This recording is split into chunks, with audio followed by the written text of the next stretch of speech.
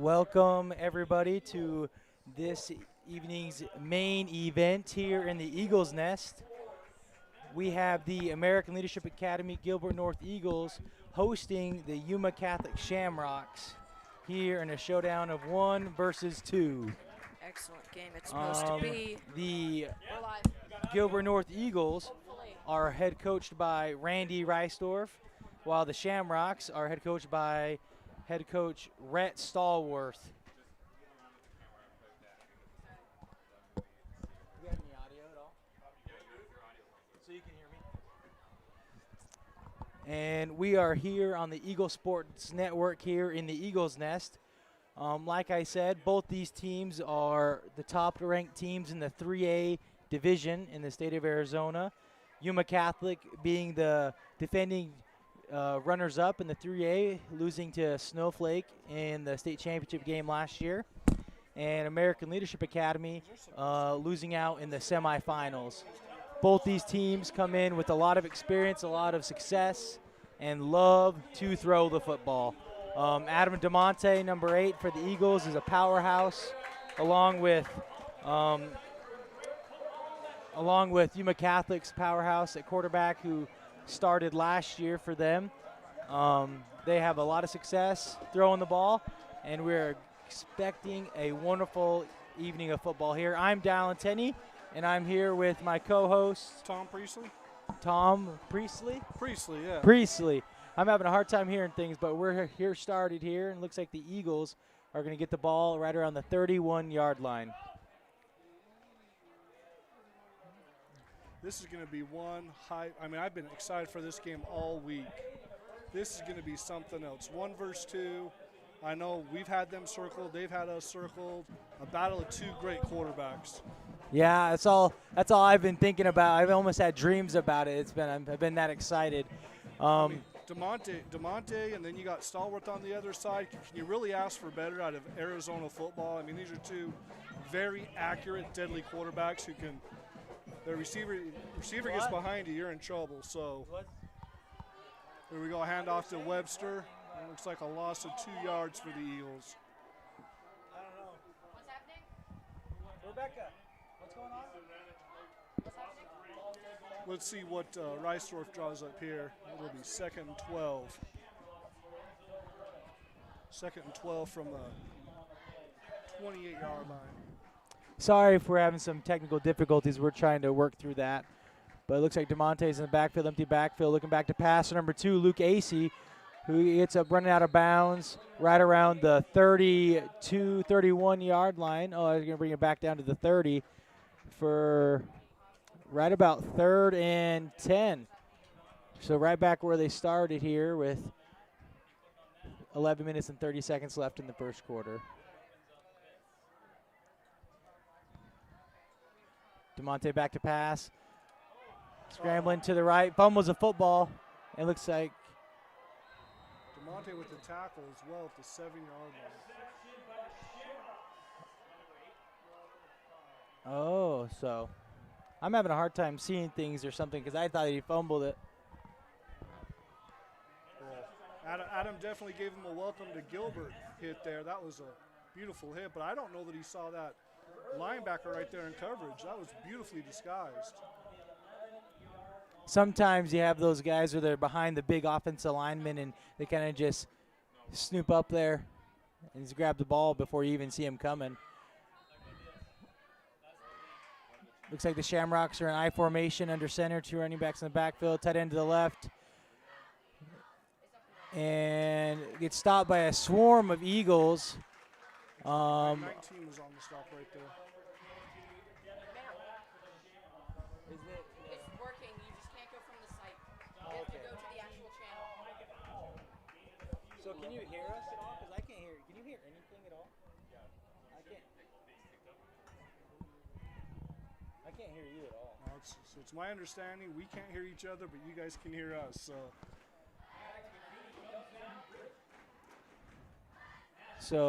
second and 7 here.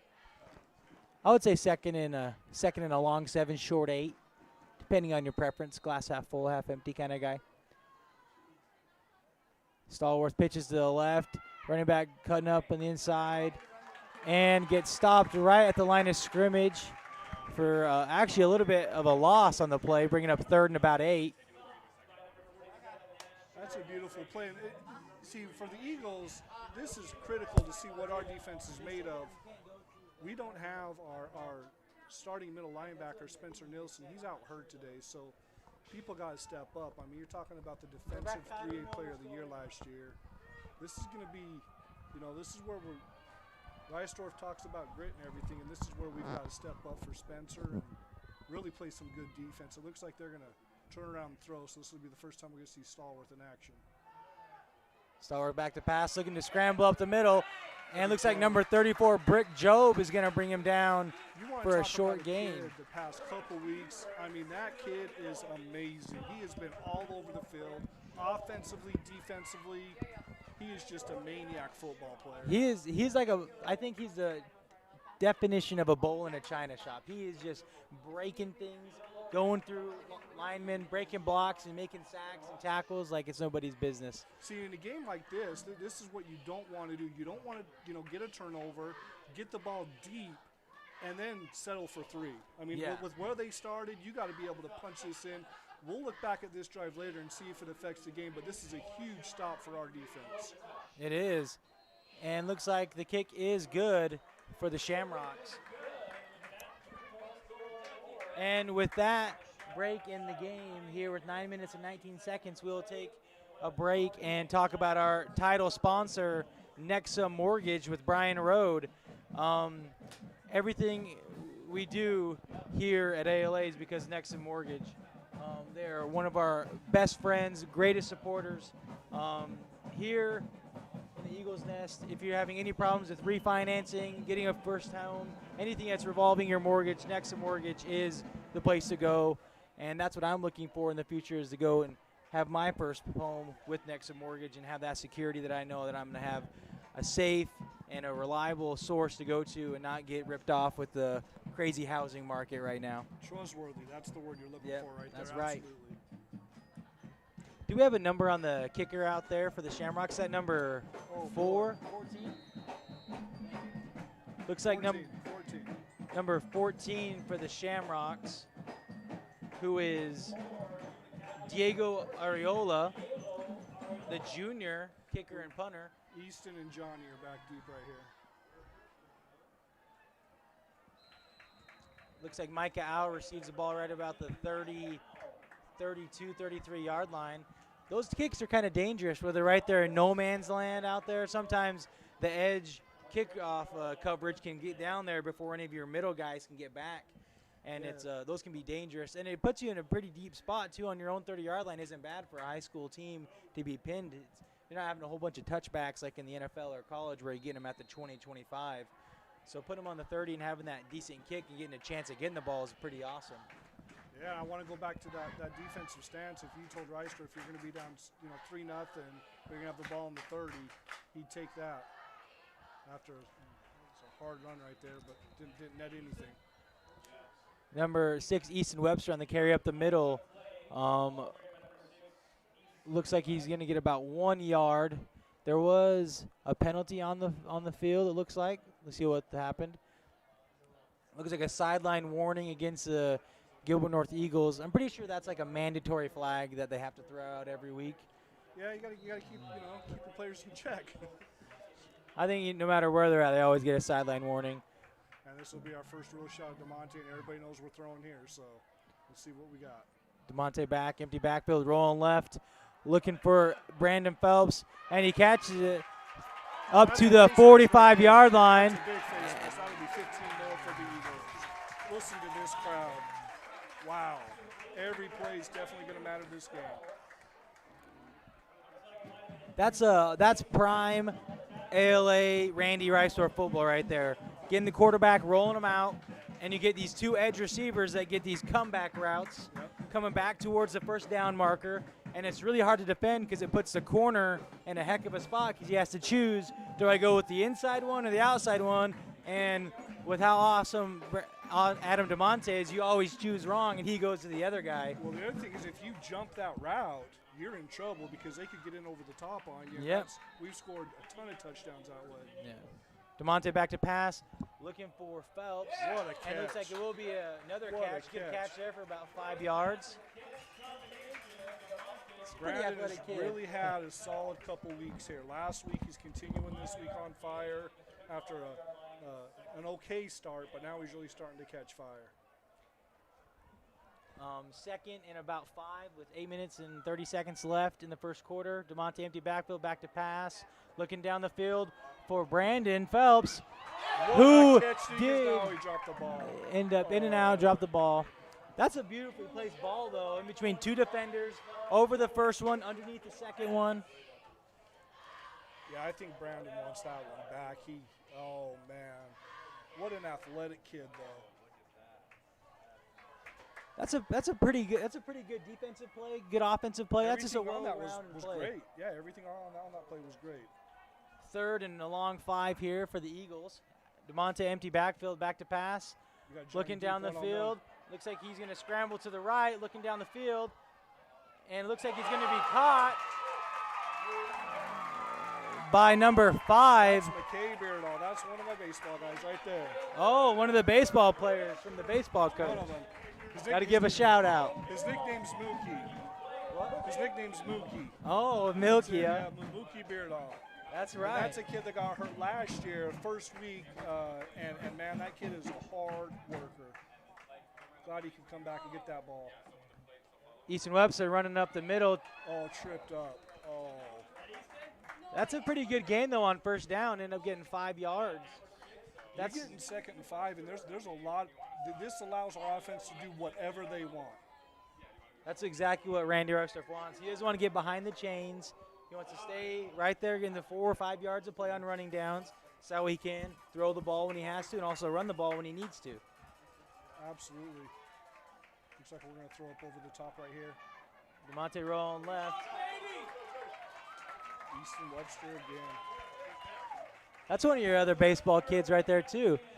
Yeah, Easton, we were talking about that before the game. He's not the biggest kid out there, but that kid will give you everything he has, and he does it extremely quietly. Yeah. If you don't know he plays baseball, he's not going to tell you. Same with football. He's very humble, but he's great at both sports. He's just as fun to watch in baseball as he is football. Easton running up the middle again with the ALA's best run play. That little counter action coming from the strong, going from the strong side of the formation to the weak side, getting another first down for the Eagles. That's between the tackles too. We've been able to push the ball down the field, and now running between the tackles. What do you do on defense here? There's not much you can do. Looks like 34 Brick Job is going to go into the end zone for a touchdown. That's what you like to He's see. a bulldog. He's a bulldog. He's a bulldog. feed the dog. Feed the dog. I think he shouldn't have an eagle on his jersey. It should be a bull or a bulldog. Something a little more ferocious than an eagle, you know. We can get him a bulldog shirt. Oh, for there we after go. me. Whenever he scores, he can show us his bulldog. But that's a great answer. They had an early turnover. They stop them, end up only giving 3 points, and going in a relatively short amount of time, just a couple minutes, 3 minutes, and they already put a touchdown on the board with 6 minutes and 22 seconds left. Both passing and running, everything was working that drive, everything. Yeah, there were no negative plays on that. Our line blocked exceptionally well there.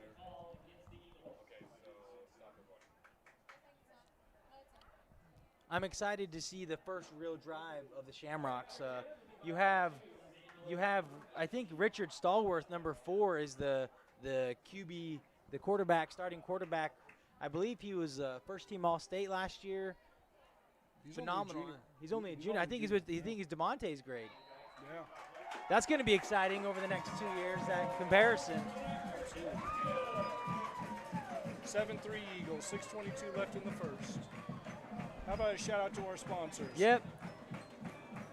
So here in the valley, it gets hot. You have to replace your roofing every so often. If you need any help, please call Caliber Roofing and Solar Services. You're trying to save money, take advantage of the valley sun here, get solar on your roof, save some money.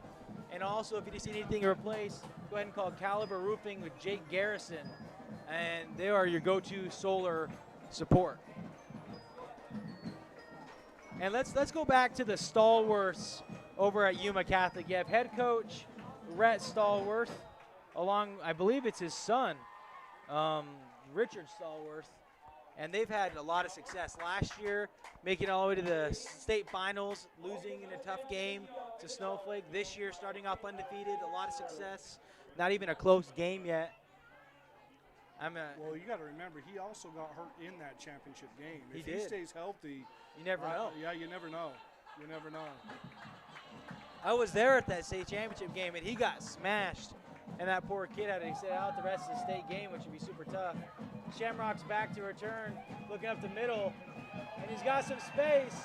And it looks like the Eagles are going to have to track him down right about the 40. It's a fumble, and it looks like the Shamrocks are going to recover around the Eagles' 48-yard line. That was an eventful kick return. Get a big gain and then a fumble. Oh, looks like we're gonna call the returner down at the Shamrocks 45 before the fumble. So a little bit less dramatic than we thought. I was trying to look up some early 3A scores on Twitter, and I couldn't find anything just yet. So the one I use a lot is this. I think AZ Preps has one. AZ Preps, yeah. I can't remember if it's AZ Preps or Max Preps. I just type in Arizona high school football scores and it pops up every time. Well, I report our scores for ALA on Twitter. Oh, is that you who does that? Yeah, Okay. and so there's a lot of other coaches and whatnot that report Gotcha. theirs, and so You guys have your little chat on about the we scores. do. We keep up with each other. Looks like Stallworth back to pass, looking down the field to the left. Got a little hitch route, getting up for about a 12-yard gain. Looking for a number over there, number 10 for the If it's 10, that's Boston Morris, but I think that was 3 right there. Mario Martinez, number 10 for the Shamrocks with the reception to the Eagles' 43-yard line. It's crazy how similar of an offense they play to ALA. They love throwing those short passes. They also have a couple guys that can run down the field and give you threats. I don't know how it looks on the stream, but Stallworth is a big quarterback. He reminds me of Snowflake's quarterback last year. That was a big guy as well. I mean, Caden Cantrell, I think is that kid's name. These are not small quarterbacks, and these guys have gigantic arms. That run play we just saw, that little shovel pass is, I guess you can call that a little pass play, but it's more of a run play. From what I've seen in film, has been their most successful play running the ball this season, and the Eagles did a great job of stopping it. That's Boston Morris right there. That was a good, sure, two-handed tackle. Got him at his waist, dropped down to his feet, and he had nowhere to go. So that's the first time I've seen that play. I've watched both games. Actually, I've watched 2 of their 3 games, and I've seen that shovel pass numerous times, but no one's been able to stop it. And then here we stop it, and they do that fake shovel pass and throw the ball down the seam to the receiver, and that's something new that I haven't seen. I'm wondering if defensive coordinator JT Slade has seen that before and is prepared for that. Well, one thing he'll do is he'll definitely make an adjustment.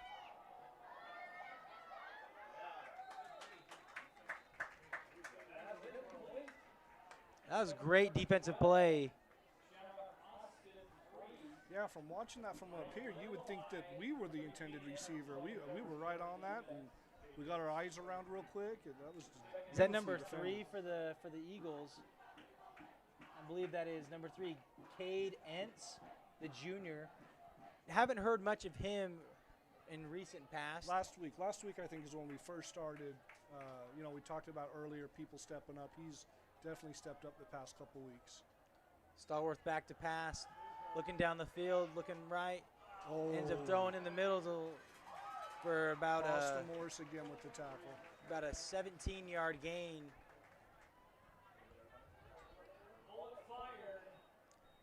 The Eagles have got to get a little bit more pressure up front. They do. If we get a half a second more of Stallworth holding that ball, we try to jump that route, and we almost had it.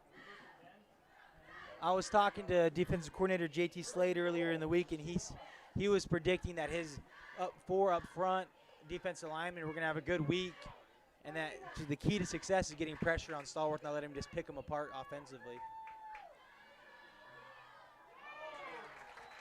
Yeah, I was talking to JT as I was walking up here before the game, and I said, you know, how do we look? He said, this is going to be a dogfight. And the one question I asked him was, can we get to the quarterback? He's like, I'm confident we can get home at some point tonight. So we'll definitely see what happens. But we're close. We got to finish those. We'll see what the Eagles do here, backed up in their own territory. Last drive, they had a lot of success shutting down. Looks like the Eagles are going to go to a three-man front and put two middle linebackers in there.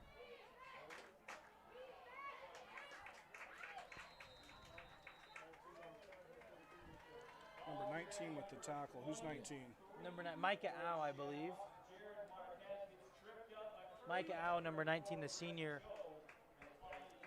And it's kind of interesting. The second ALA takes a fourth lineman out of the game, they run the ball right up the middle, right where that fourth lineman was. I'm intrigued to see how we're going to answer here. What does this drive. do to a team's confidence in a game like this when you're driving and you get pinned, you get stopped twice within the 5-yard line? It's pretty tough because you got to get touchdowns wins game like this. You can't just set up for field goals. You got to get touchdowns. Stallworth back to pass, looking to the right, and it looks like it's overthrown to number 83. Do they go for it here? I think they end up kicking it. It's a little early to go for it. Looks like 83 Logan Rush was the intended receiver. Just a little bit too much mustard there from the big-armed Stallworth. Yeah, I think it's just a little too early to go for it on Take 4th the and points, 5. right? Let the game play out. And in all reality, 7-6 in high school Not bad. football, it's easy to miss a PAT, so it ends up being the exact same thing as a touchdown. And because they got the early turnover and got a field goal from that, it ends up being pretty similar. You didn't get it off.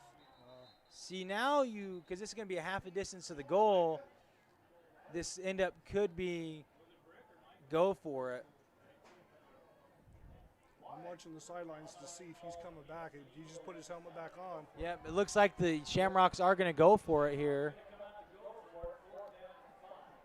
Due to the offsides, it's going to be about 4th and 2.5, 4th and 3. Looks like they're going to go for it. You never really know what to look for here, if they're going to run the ball, if they're going to throw the ball. They still have a little bit of time. This is a big play right here. If the Eagles can get a stop, this is a big play. Looks like they will be lined up to run the ball. Well, they got trips left. Looks like we're going to have a timeout by the Eagles.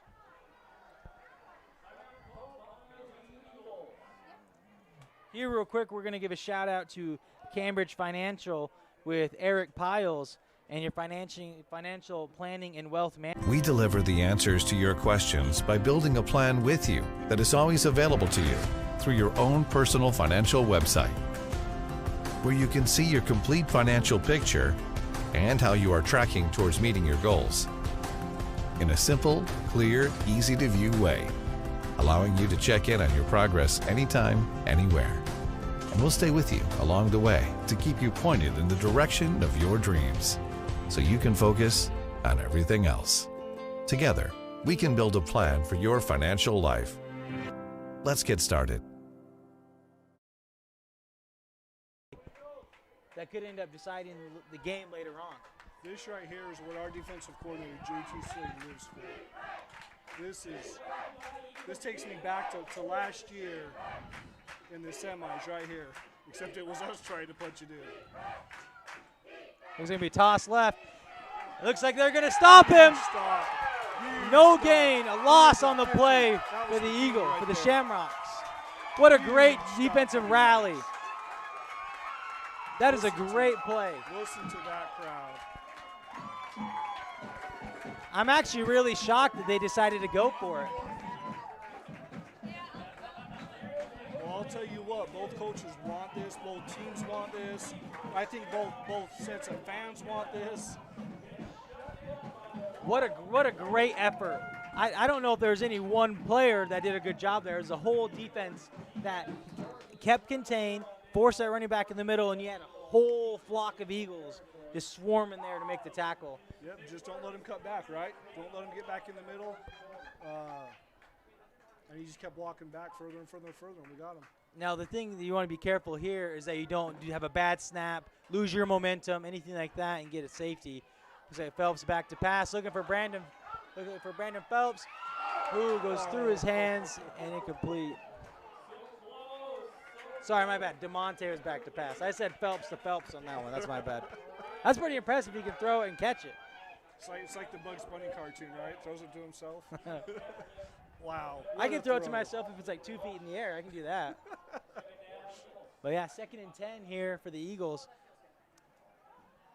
I'm wondering if Randy Reisdorf's going to run the ball here to give him a little bit of breathing room, but I wouldn't be surprised if he just throws it because he loves throwing it. Well, they are playing 2 safeties, and they're not playing up. So, and there's the looks run like right there. Easton Webster will run the ball up the middle to about the 20-yard line. You know, that's a great play. Not a whole ton of movement up front, but they held their blocks. They didn't have to make a huge hole for little Easton Webster just to get some space and get up the field and get a lot of positive yards. Yeah, I think that Coach Reisdorf saw that they've been playing 2 safeties back the whole time, so they're not stacking the box, and he knew that, hey, we can get some yards here.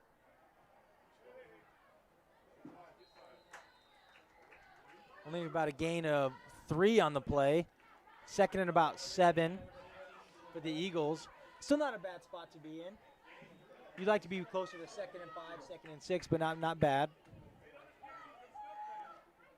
Looks like you're going to have twins to the left, twins to the right. DeMonte in the backfield with 6. Easton Webster back to pass. Starting to scramble.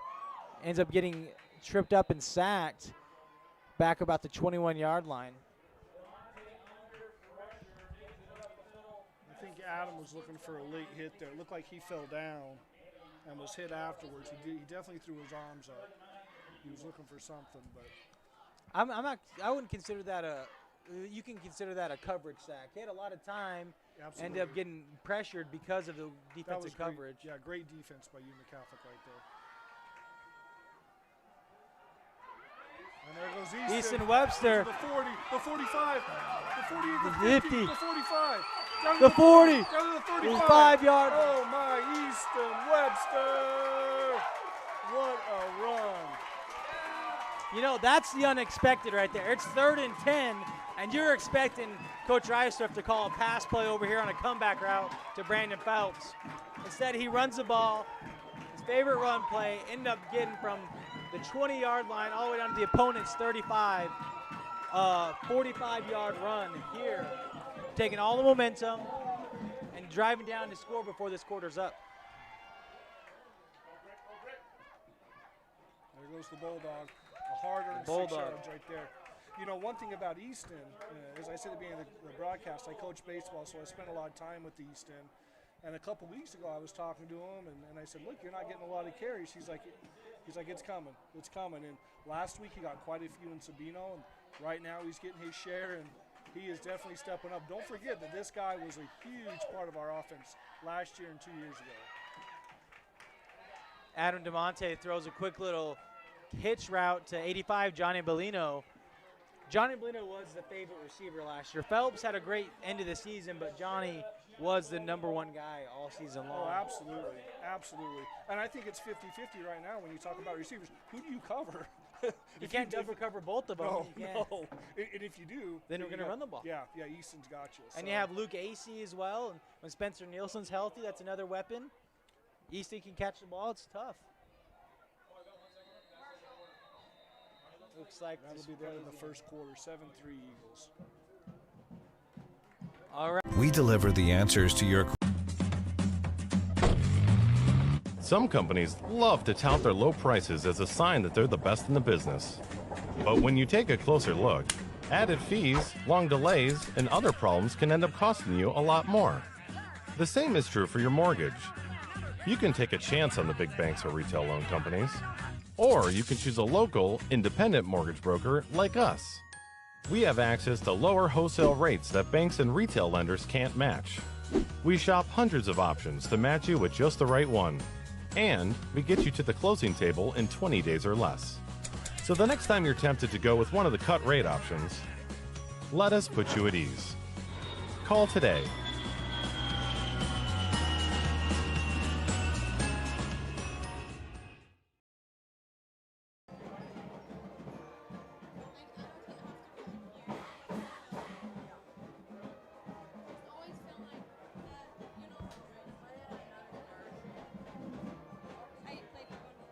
We deliver the answers to your questions by building a plan with you that is always available to you through your own personal financial website. Attention adult and teens who are ready to learn to drive. Steer Right Driving School is now accepting enrollment and will match any competitor's advertised price while giving you superior services that includes door-to-door service. Avoid the hassles and long lines of the MVD. Steer Right Driving School is certified by the state of Arizona to issue you a waiver upon completion of 10 hours of behind-the-wheel training and road evaluation. No MVD exams needed. Family-owned and operated with professional instructors who want their students to enjoy learning this important skill. A+ rated by the BBB. Let Steer Right Driving School steer you in the right direction. Call 480-434-2303. 480-434-2303.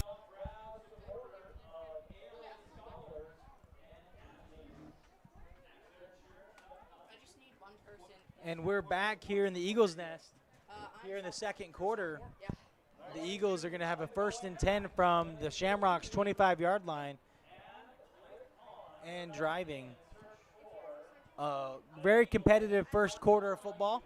We saw a early turnover, and then the Eagles turned around, had a good stop, scored, and then had another great stop, and now they're driving here in the Shamrocks' territory.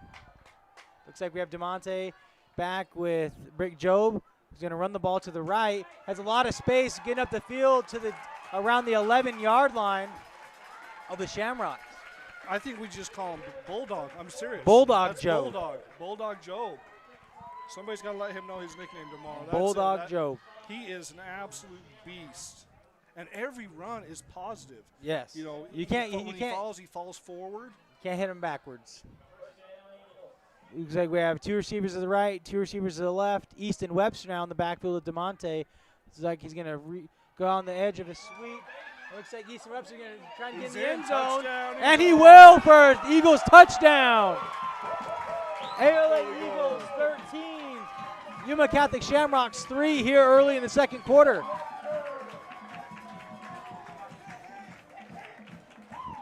Wow. That's one of the differences you have between Easton Webster and Bulldog Job over there. Yeah, Easton's a little shifty, gets on the edge. Yep. Bulldog's, I'm going to run you over. Yeah. And that was a beautiful read option by DeMonte. I mean, beautiful.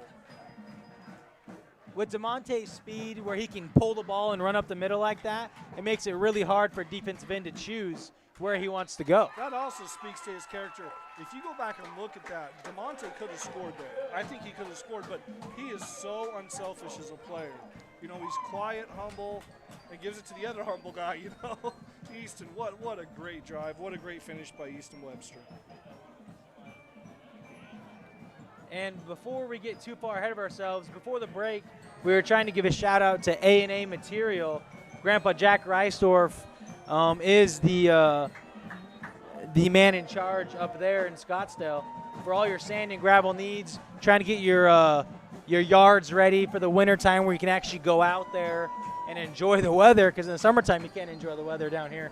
But get your yard ready for the fall, winter, get some sand and gravel out there, get prepared, get your yard ready. Grandpa Jack Reisdorf is the man to call and talk to. Welcome to Yogurt Kingdom, a family-owned and operated frozen yogurt shop. We have a wide variety of flavors and even offer lactose and sugar-free options. Best of all, frozen yogurt provides several health benefits.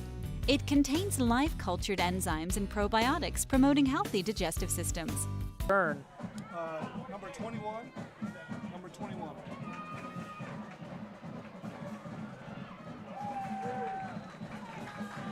Good kickoff coverage for the Eagles, pinning them at the 30. You always like to see from the 30 and deeper in high school football. That's what you like to see. You're not getting a whole ton of hang time on these kicks, and so you like to see the ball. If the return's within the 30, you're pretty good. Try to keep them as deep as possible, but I think our philosophy right now, when you're playing a high-powered offense like this, it's bend, don't break. Yeah, And exactly. we've been able to bend a little bit, but we haven't broke, you know, so we'll see what happens here. Stallworth back to pass. Throwing a little low for the intended receiver, number 10 for the Shamrocks, Mario Martinez. I need to get binos or something to be able to see these numbers. Or like a spotter. Someone has binos that can tell me, whisper in my ear. I mean, I'm expecting that you're going to get a whole dose of Shamrock throwing the ball. Oh, absolutely. Last week they didn't throw the ball for the first time until the middle of the third quarter. So they didn't run the ball or throw the ball? They didn't run the ball. Yeah, they threw it a lot last week. What a tackle by number 19. Number 19, Micah Au for the Eagles. That's a great example of bend, don't break. Stay with the deep stuff, let Stallworth throw the underneath stuff, and then you have 11 Eagles rallying to the football and making a tackle. And now you're in third and 9, maybe third and 9.5, whatever you want to call it. And that's a great position for you because you know they have to throw the ball. Well, this is where JT's going to dial up something, you know, get your lineman, pin your ears back, and just go. And it looks like they will. And Max Matheny does get a little bit of pressure. That's incomplete.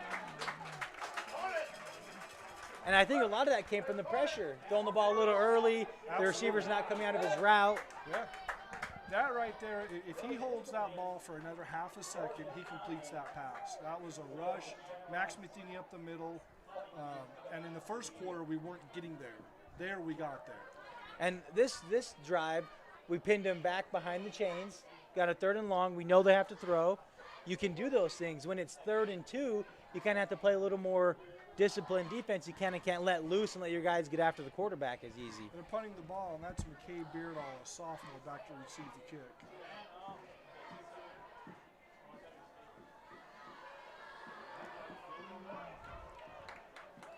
This should be marked down at the 30, hit his helmet. About the 29-yard line of the Eagles. That's a very, very popular style of punt. Let the punter just kind of hold it for a second until he gets pressured, roll out, and then just kick it when you have a lot of coverage down here. As you saw, there was 3 or 4 Shamrocks down here, and of course Berdal can't do anything, so he's just going to let the ball get down instead of risking getting a fumble, muff punt. Yeah, that Australian football type kick, you see that a lot at all levels now. A lot of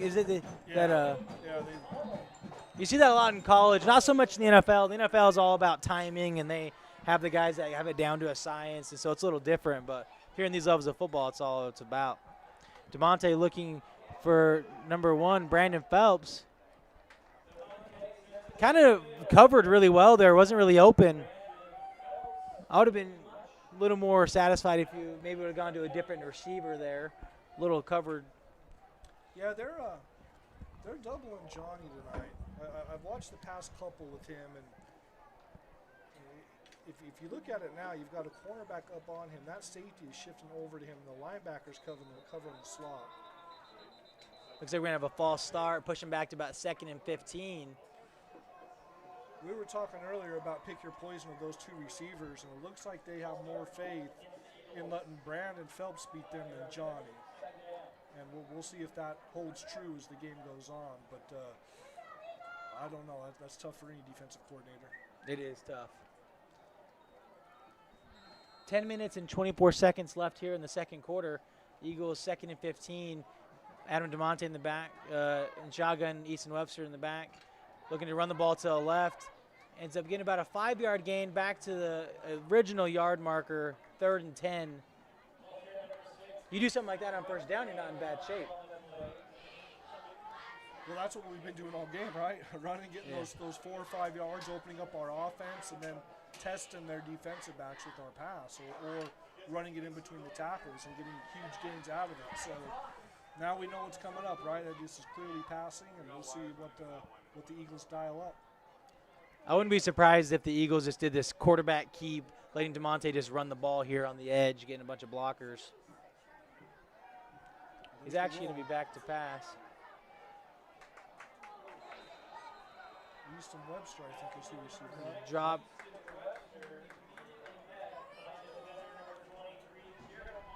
The Shamrocks did a great job there. The Eagles love to roll, love to get out on the edge, let DeMonte get out on the perimeter. The Shamrocks did a great job getting pressure there, not letting him finish out his roll. And then that leads to a short pass and then ends up being 4th and 10. And the Eagles are forced to punt here.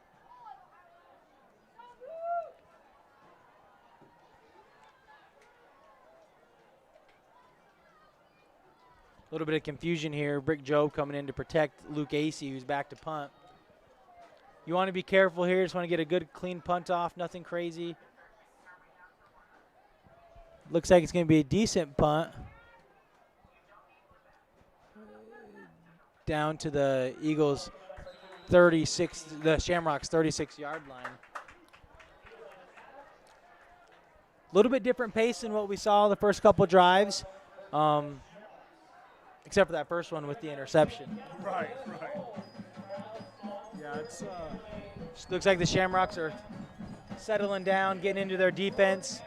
Now we're gonna get back to Stallworth here on offense, see what he can do to respond. the first quarter we had a lot of momentum going. The momentum is kind of evened out here. Not a lot. Let's see if the Shamrocks can get it going, or can the defense of the Eagles make a play? This is an important part of the game where who can grab the momentum right now and really run with it for the rest of the half. Stallworth back to pass, looking for his receiver. Looks like it's going to be incomplete. I thought Stallworth was going to get crushed there by Matheny.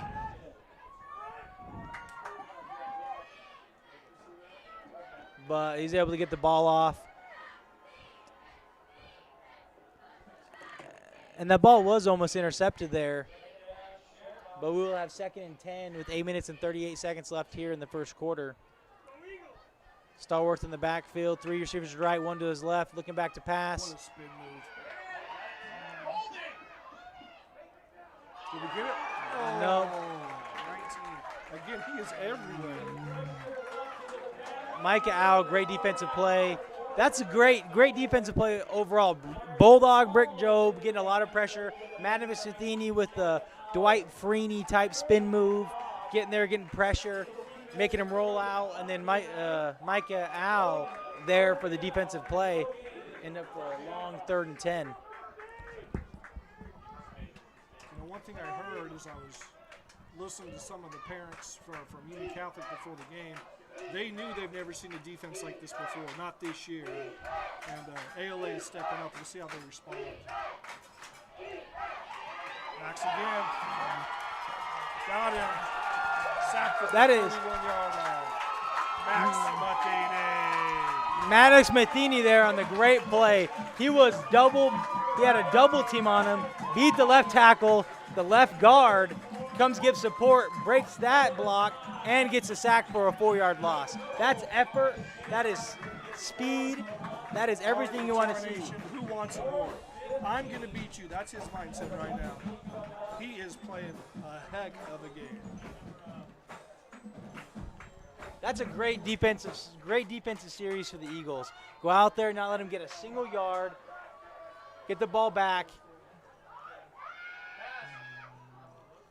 Looks like it's going to be another rugby-style kick down to the Eagles' 30-yard line.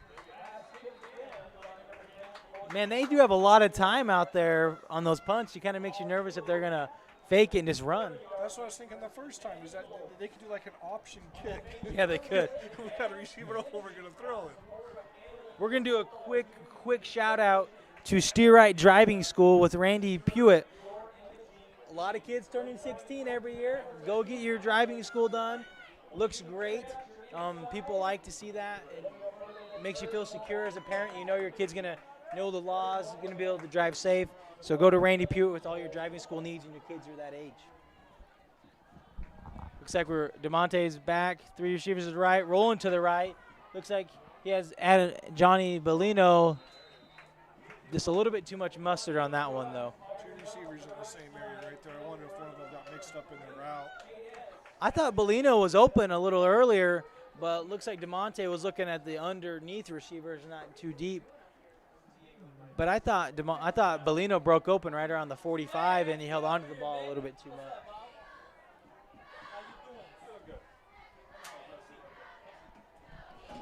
DeMonte, 2 receivers to his left, 2 receivers to his right.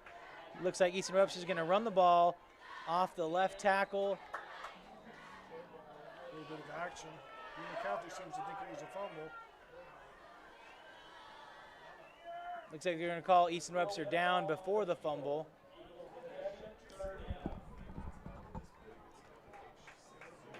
They've had a lot of success running the ball. I think they need to start doing that on first down and allowing you to throw the ball on second and third rather than having to be forced to throw the ball on third down here, 3rd and about 7. 3 receivers to DeMonte's right. Easton Webster in the backfield. Gets a snap. He's back to pass. Looking for number 19, Micah Al.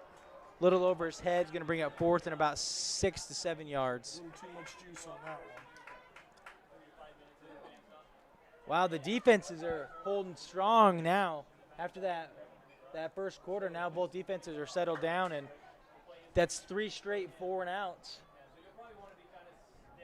Not much going here. Well, we're talking about points early in the game, right? Do you go for it or do you kick it? And you got to get points in a game like this where you can get them. What a kick. Save AC back to kick. Looks like the Shamrocks returner is going to get up to about the Shamrocks 47-yard line with 6 minutes and 29 seconds left here in the second quarter. A little bit better field position than they had last drive. You kind of see this battle of position and field, and if you keep having this back and forth, the Eagles are going to get pinned deep here if they do get a turnover or make them punt.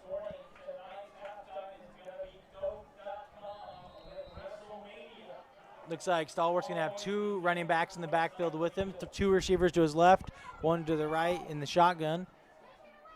It looks like he's going to go to the shovel pass here to number 23 and get about a 12-yard gain. 23 for the Shamrocks is Jared Marquez, the junior running back. That's a tough play to stop because the quarterback can either pitch it or shovel pass it, and it makes it hard for you to choose. He also can just keep it and run.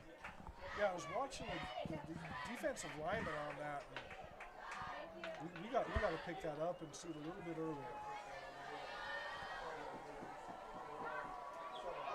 What a rocket arm right there. What a slam. That's a tough play to stop. That's real tough. I think that was a little option there where he could either pitch it, run it, or throw it. And his linemen aren't going downfield, so it's totally legal. It's not against the rules. And that's tough because if your outside linebacker doesn't defend the pass, they're going to throw it. And if he defends the pass, they're just going to run it. Yep, absolutely. I wouldn't be surprised if they just go back to it. That was a great play call. Under center here. 2 receivers is left. Stallworth back to pass. Number 21, Dawson Morris on the coverage. I thought he was going to maybe get there and get the interception. Maybe. On the baseball field, he plays shortstop, not center field. Just a water.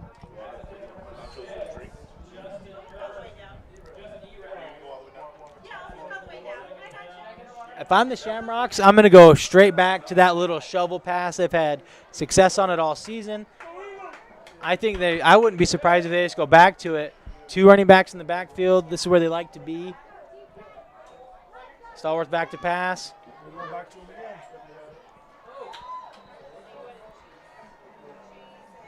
See, if you notice the last 2 plays, Dawson is not letting his man get past him. Nope. He tried last time, he couldn't. But he's like, hey, if you want to stay in front of me, that's fine. We're going to, bend, don't break. So he's not letting his man get behind him, which is huge. And the Shamrocks are taking advantage of that philosophy, moving the ball down the field a little bit at a time. And that's hard to do in high school football, to have consistent, little by little, all the way down the field without mistakes. You have a good quarterback like Stallworth. It makes it a little easier. Oh, that's going to be picked.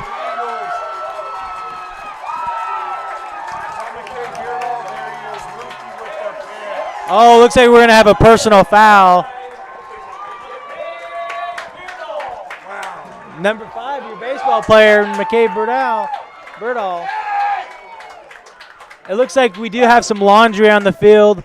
I think there was a little bit of a shove in the back, a little bit of an exchange. Maybe someone said something bad. I don't know. But it looks like there was a little altercation there on the Shamrock sideline, and we're going to see what happens if it's going for the Eagles, going against the Eagles. But it was definitely after the interception, and so it will be Eagles football. And did you see that the Shamrocks had to have 7 people back to protect because of how awesome the defensive line has been for the Eagles? They had to have both running backs.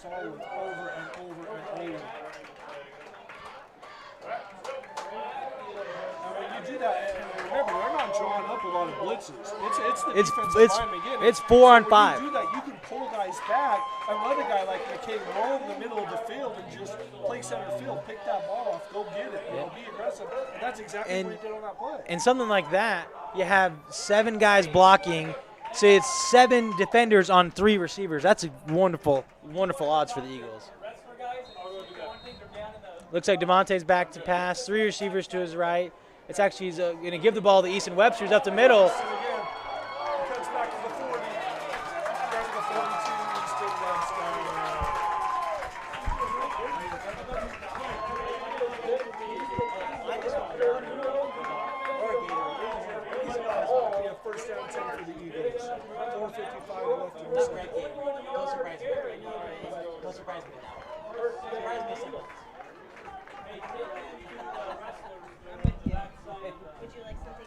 And 3 receivers to the right in bunch formation. DeMonte back to pass. He's going to shovel it out there to Easton Webster. He's going to get back to the line of scrimmage for 2nd and 10 from the Eagles' 42-yard line.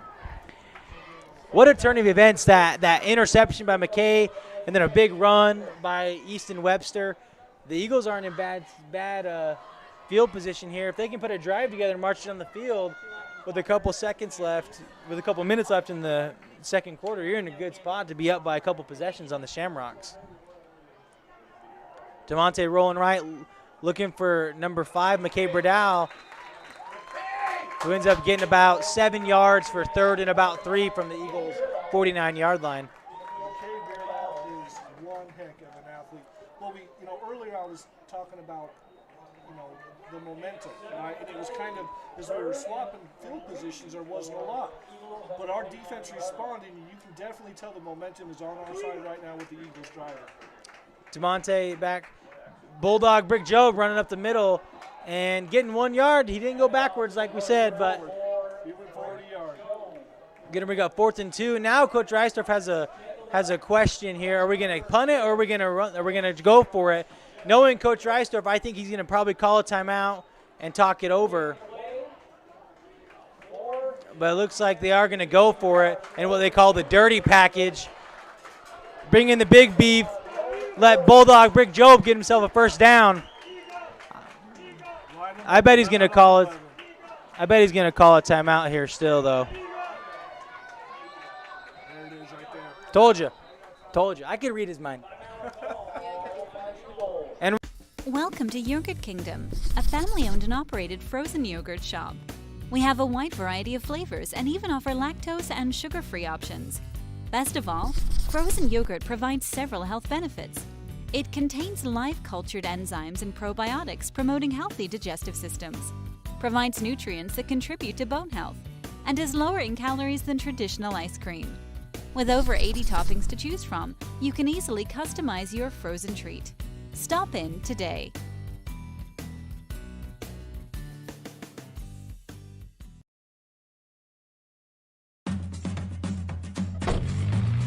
Some companies love to tout their low prices as a sign that they're the best in the business. But when you take a closer look, added fees, long delays, and other problems can end up costing you a lot more. The same is true for your mortgage. You can take a chance on the big banks or retail loan companies, or you can choose a local, independent mortgage broker like us. We have access to lower wholesale rates that banks and retail lenders can't match. We shop hundreds of options to match you with just the right one. And we get you to the closing table in 20 days or less. So the next time you're tempted to go with one of the cut rate options, let us put you at ease. Call today.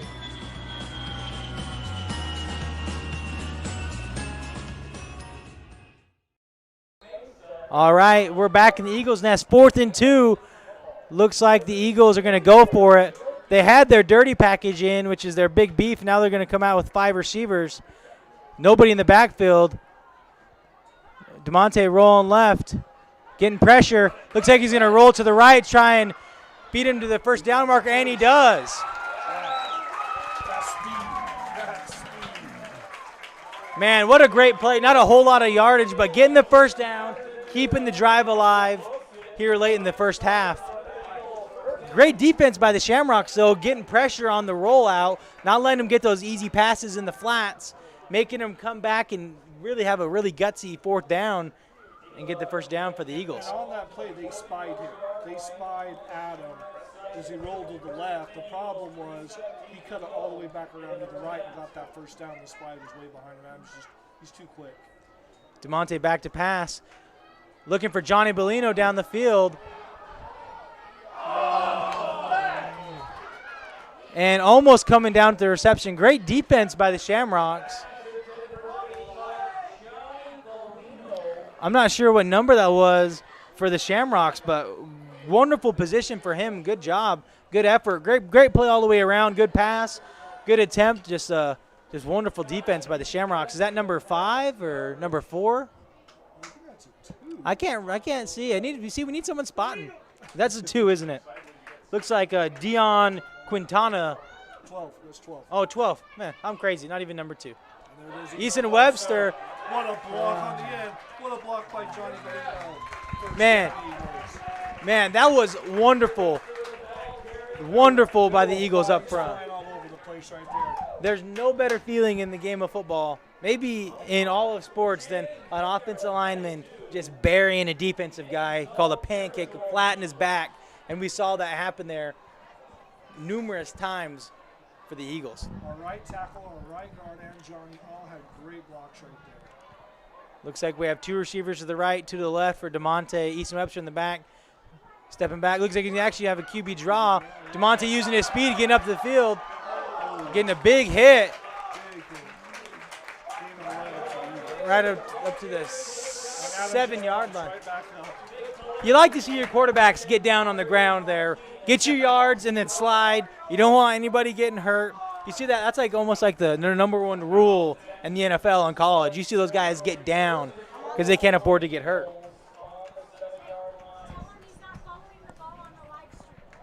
Okay. Looks like Easton Webster's going up the middle. Getting a couple yards.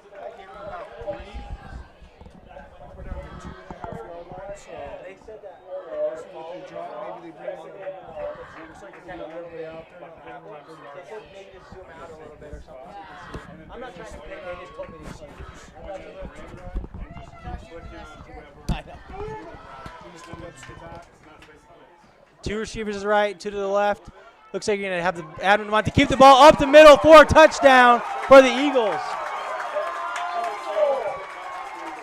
Wow. Not something I would have expected this early on in the game to be up by 20-3. Eagles marching all the way down the field. A couple of great runs by Easton Webster. An awesome 4th down conversion on 4th and 2 from the 50. And with 1 minute and 40 seconds left, the Eagles are up on the number 1 ranked Yuma Catholic Shamrocks, 20-3 here in the Eagles' nest. Luke Acey back to attempt to kick. DeMonte holding. And it's up, and it looks like it is good for number 2, Luke Acey, who's very proficient as a kicker. Yeah, what a great way to end that drive. And if you think about the way that the ALA is scoring right now, we're scoring and running the football. That's how we're scoring. And that says something about heart right there. We're not just airing it out and scoring on one play. We're grinding the ball little bit by little bit. Easton, Brick Joe, DeMonte finishing that run. Just amazing heart out of these young men. We're going to give a shout out here to Caliber Roofing and Solar Service with Jake Garrison here real quick before we kick off.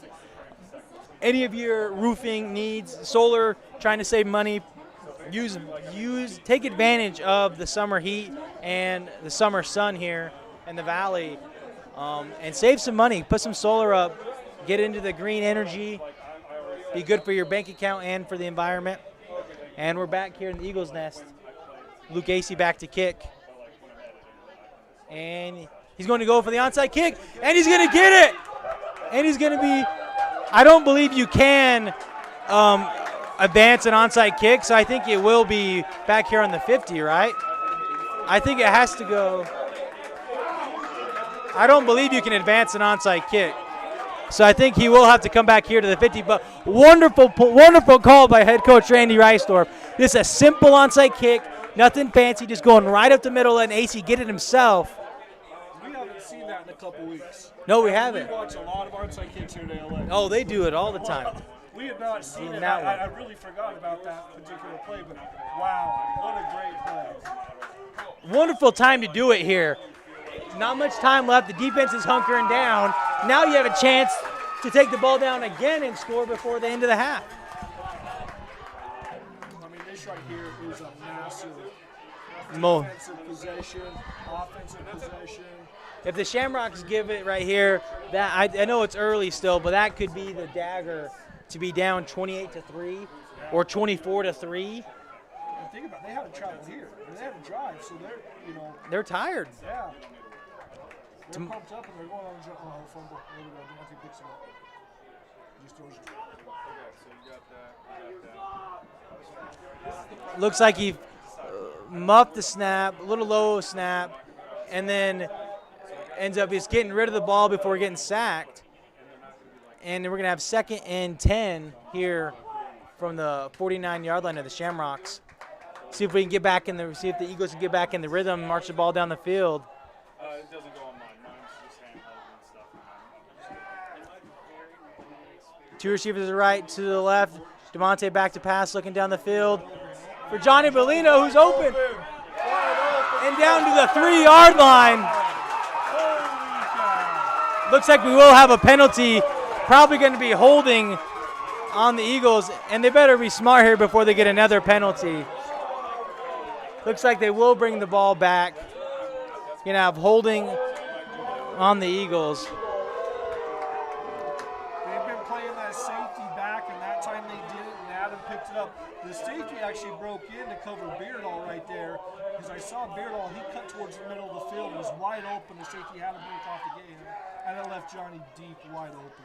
Regardless, after the beautiful pass and catch, the Eagles will get pushed back. Not a lot of happy fans here in the Eagles Nest. We do have to understand that it happens sometimes. It does. But just gives you another opportunity to even have a better play next time. Looks like DeMonte's going to be in the back. Shotgun with Brick Job to his right. 2 receivers to his left, 2 receivers to his right. Looks like he's back to pass. Getting some pressure going down the field to Johnny Bellino. Looks like it's going to be 3rd and long here for the Eagles.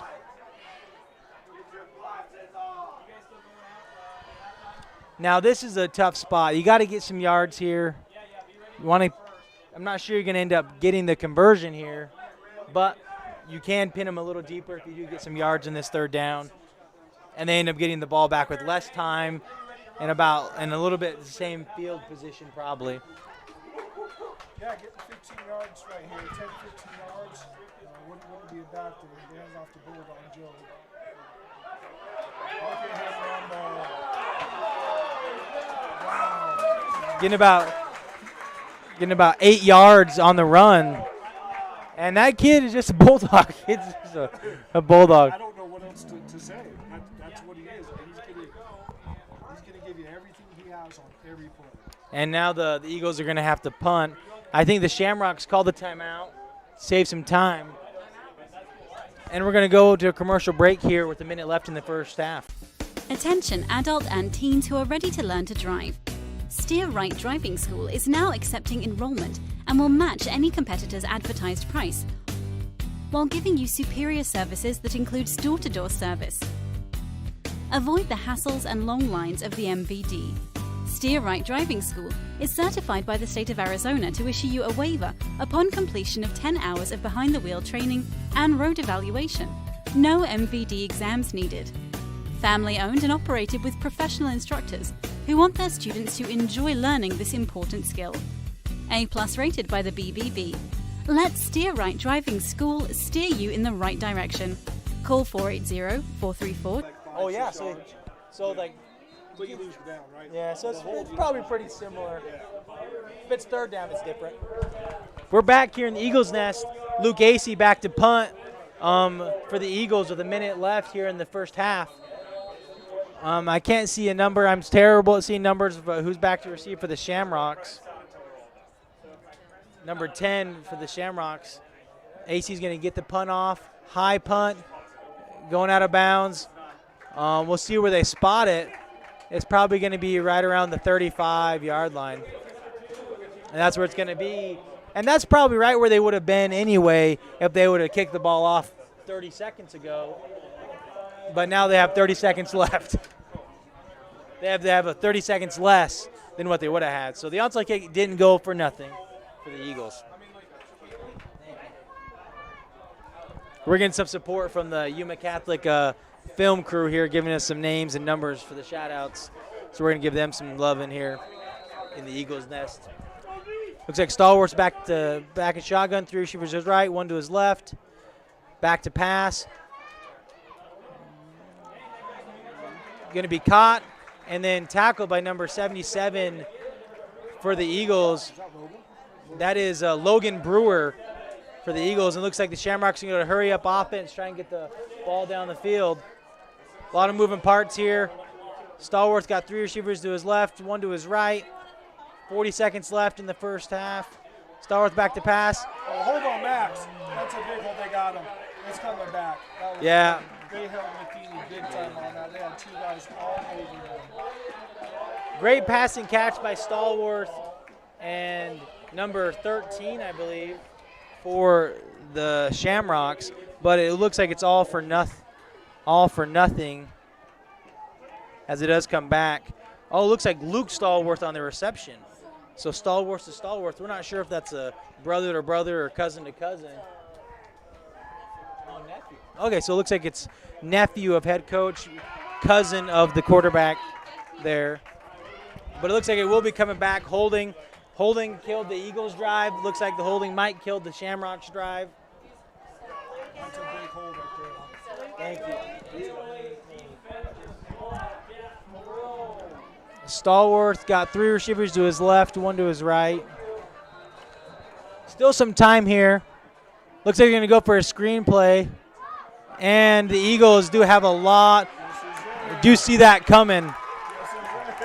That was a great defensive play by Maddox Matheny. He felt that there was no offensive protection there, and he's like, oh wait, this is a trick play. They're going to try and throw it behind me, and he sat down there and did a great job. I'm okay. Oh. You know, I was brought in there like, hey, Okay, thanks. And once again, sorry if we're having any technical difficulties. We heard that you can only hear one of us. So if you can't hear me, then I'm just talking to nobody. But So only one of us can talk at a time? yeah, maybe you can't hear me, or maybe they can't hear you. I don't know. But we'll talk anyway. We're going to have a good time. Oh, they can hear you and not me. All right. Stallworth back to pass. Looks like we're going to be caught up the middle to number 3, Austin Rush for the Shamrocks. A lot of success throwing the ball down the middle of the field. Looks like the Shamrocks are going to call a timeout here with 20 seconds left. These possessions are tough because you end up dropping a lot of coverage. You're not bringing a lot of pressure, and so it makes it harder because now they have a lot of time to throw the ball. Looks like we're going to go to a break here for a minute. Some companies love to tout their low prices as a sign that they're the best in the business. But when you take a closer look, added fees, long delays, and other problems can end up costing you a lot more. The same is true for your mortgage. You can take a chance on the big banks or retail loan companies, or you can choose a local, independent mortgage broker like us. We have access to lower wholesale rates that banks and retail lenders can't match. We shop hundreds of options to match you with just the right one. And we get you to the closing table in 20 days or less. So the next time you're tempted to go with one of the cut rate options, let us put you at ease. Call today. Looks, we're back in the Eagles' nest. Stallworth looking back. He's going to run the ball here. Looks like he's going to be brought down around the Shamrocks. The Eagles 25-yard line. They're going to call a timeout. A lot of pressure. Stallworth choosing to run the ball. 12 seconds left. What do you draw up?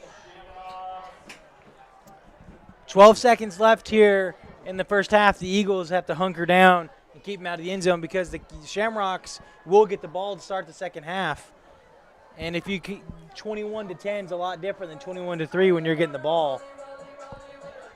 Here, while we're at the timeout, we're going to give a shout out to one of our sponsors here. And we're going to give a shout out to our title sponsor, Nexa Mortgage, Brian Road. Everything you need to know about your mortgage refinancing, you need to go to Brian Road. He's that trustworthy friend you can go to who's going to give you the best options, give you the best advice. Go to him with all your questions. Brian Road at Nexa Mortgage. This has been a pretty eventful last minute and a half of this first half. It's been really eventful for sure. The onside kick, a lot of penalties, the punt. JT's upset about something. He's over there screaming.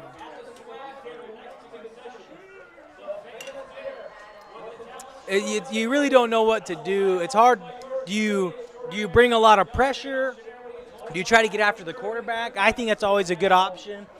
Sacks are one of the best things you can do when you're a deep end. 12 seconds left. They're going to try something quick. He's not going to hold the ball and go deep, I don't think. Looks like you have number 1, Brandon Phelps in there. A little bit of a pass coverage. Big body, big guy, big receiver, get up there. Well, right now, if the driver was stalled, it'd be 42 yards. If I wouldn't be surprised to see the Shamrocks do a little screen pass here where there's not very many people in the middle of the field. I'm not sure how many timeouts the Shamrocks have left. I'm looking over there, it says 3, but that can't be right. Yeah, they've used 2 here recently. Stallworth back to pass, looking to the right.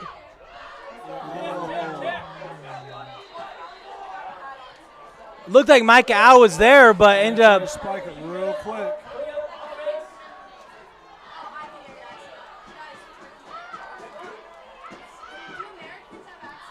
And Stallworth's going to spike the ball here from the 9-yard line.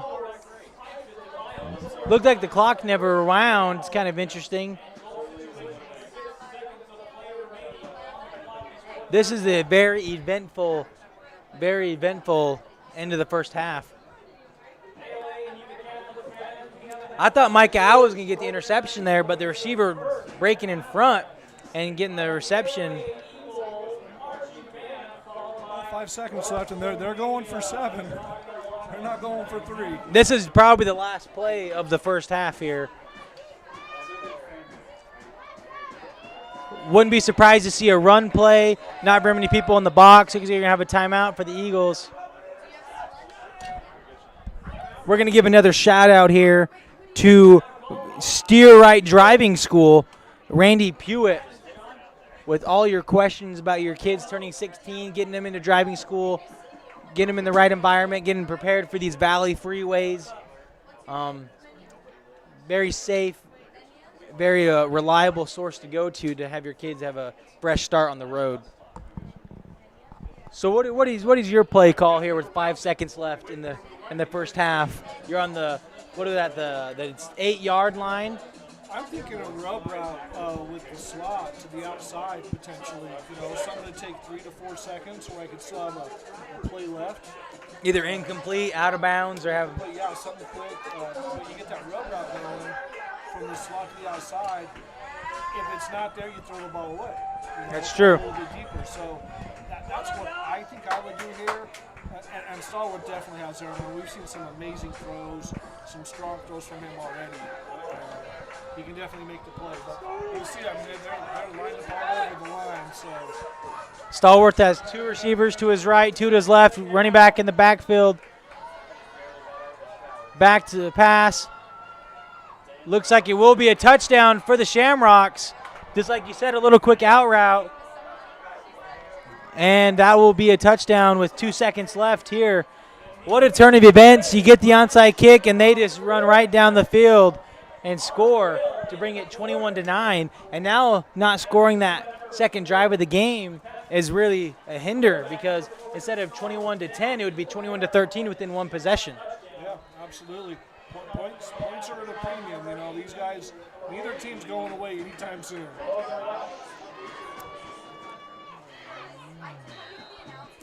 Looks like the PAT will be good. We will have a kick return. See if any moonlight magic can happen for the Eagles. Very exciting first half of football. We've seen a lot. We've seen a lot of success for the Eagles on offense. We've seen some struggles. We've seen the defense hold strong. We've seen how they just did there. They didn't break. They bended a lot, and they didn't have any huge plays, but they did end up giving up a touchdown, which is a huge hurt, especially after not being successful off the onside kick. Yeah, but we've seen some things, like you said, you know, we've seen the shovel pass, which you've seen on film, but there's some new things that we've seen that we can go talk about at halftime, those slants. You know, we've seen it a couple times here in the first half. Make some adjustments there. We're only going to get stronger. We know Yuma Catholic's going to make some adjustments. We're in for a big second half.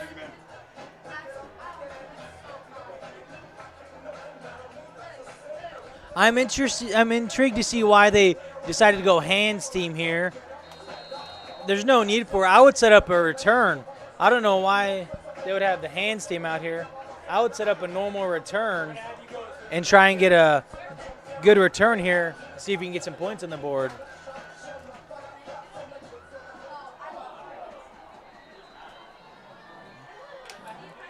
Yuma Catholic recovers the kick. And that will be the end of the first half here in the Eagles' Nest.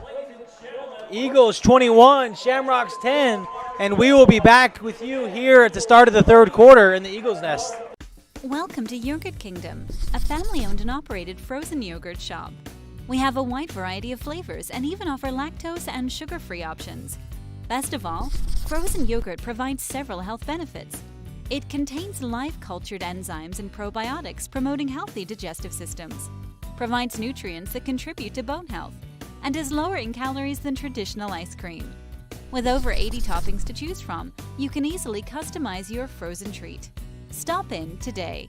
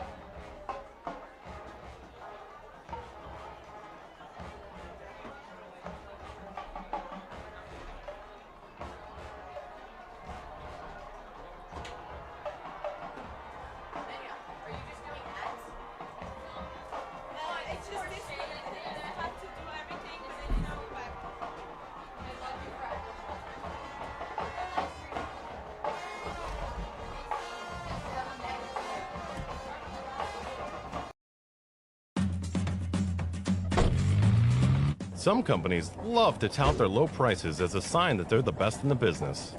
But when you take a closer look, added fees, long delays, and other problems can end up costing you a lot more. The same is true for your mortgage. You can take a chance on the big banks or retail loan companies, or you can choose a local, independent mortgage broker like us.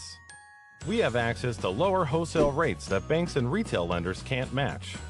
We shop hundreds of options to match you with just the right one. And we get you to the closing table in 20 days or less. So the next time you're tempted to go with one of the cut rate options, let us put you at ease. Call today. Attention adult and teens who are ready to learn to drive. Steer Right Driving School is now accepting enrollment and will match any competitor's advertised price while giving you superior services that includes door-to-door service. Avoid the hassles and long lines of the MVD. Steer Right Driving School is certified by the state of Arizona to issue you a waiver upon completion of 10 hours of behind-the-wheel training and road evaluation. No MVD exams needed. Family-owned and operated with professional instructors who want their students to enjoy learning this important skill. A+ rated by the BBB. Let Steer Right Driving School steer you in the right direction. Call 480-434-2303, 480-434-2303, or go to steerrightdrivingschool.com. And remember, we'll match any of our competitors' advertised price. So save time and start your search with us. steerrightdrivingschool.com. Welcome to Yogurt Kingdom, a family-owned and operated frozen yogurt shop. We have a wide variety of flavors and even offer lactose and sugar-free options. Best of all, frozen yogurt provides several health benefits. It contains live cultured enzymes and probiotics promoting healthy digestive systems, provides nutrients that contribute to bone health, and is lower in calories than traditional ice cream. With over 80 toppings to choose from, you can easily customize your frozen treat. Stop in today.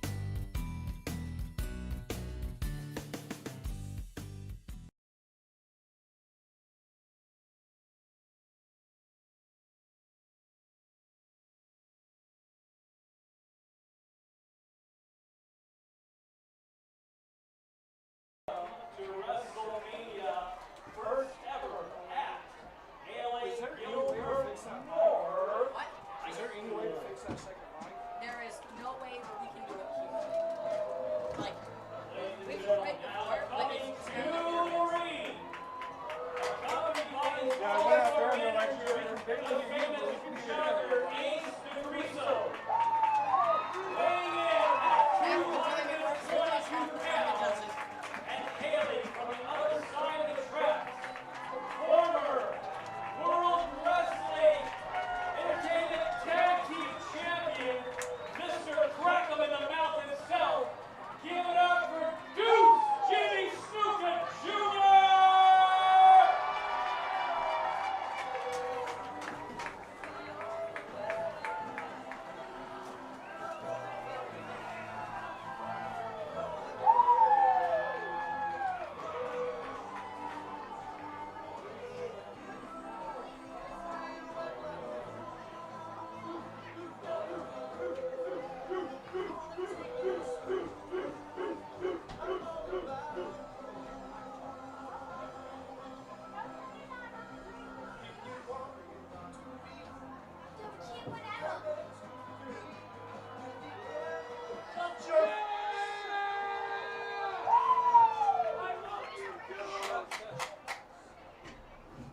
So,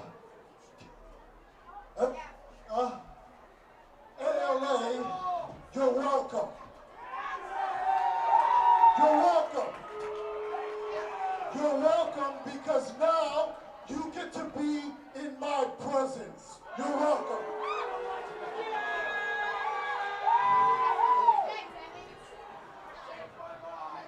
Because, look, unlike all of you, a winner.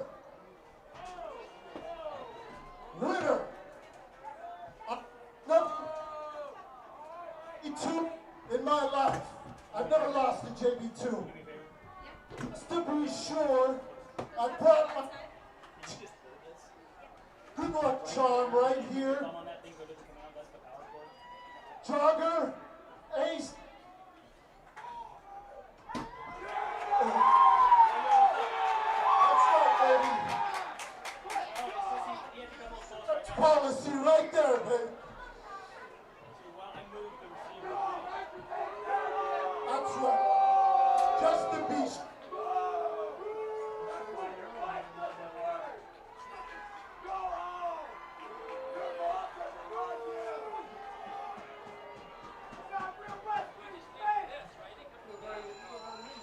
Ladies and gentlemen, now coming to the ring, hailing from Bayside, California, weighing in at 189 funny bands, 7 cans of mousse in his hair, 1 master in his belly. Welcome to the ring, Jamie Beachwood II, Jamie 2, championship wrestler from Arizona and Hollywood, California, with his manager.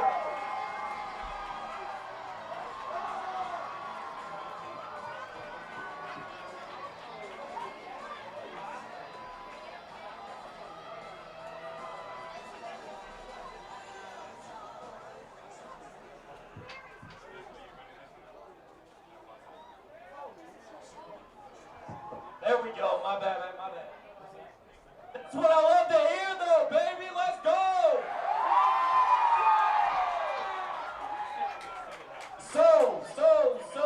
We have Deuce out here flapping in his gums, talking about some good luck charm named the Jogger.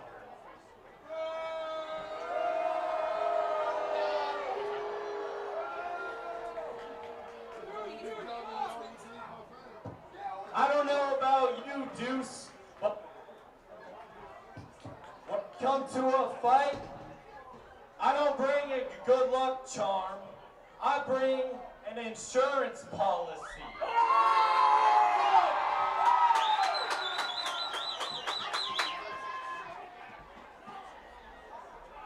In the form of JoJo.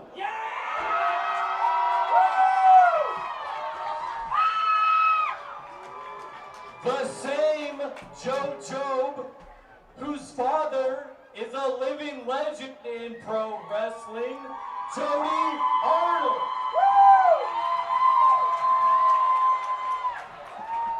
The same JoJo who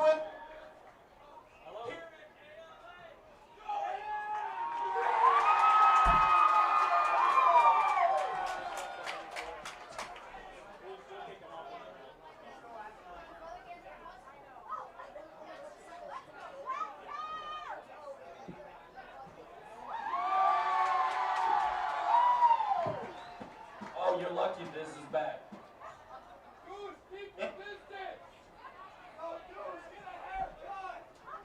Come closer, JD2. Come closer to us.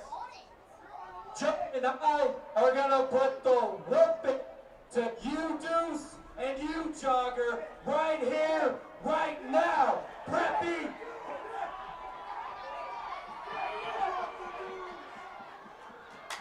7 minutes after started doing in this ring right now.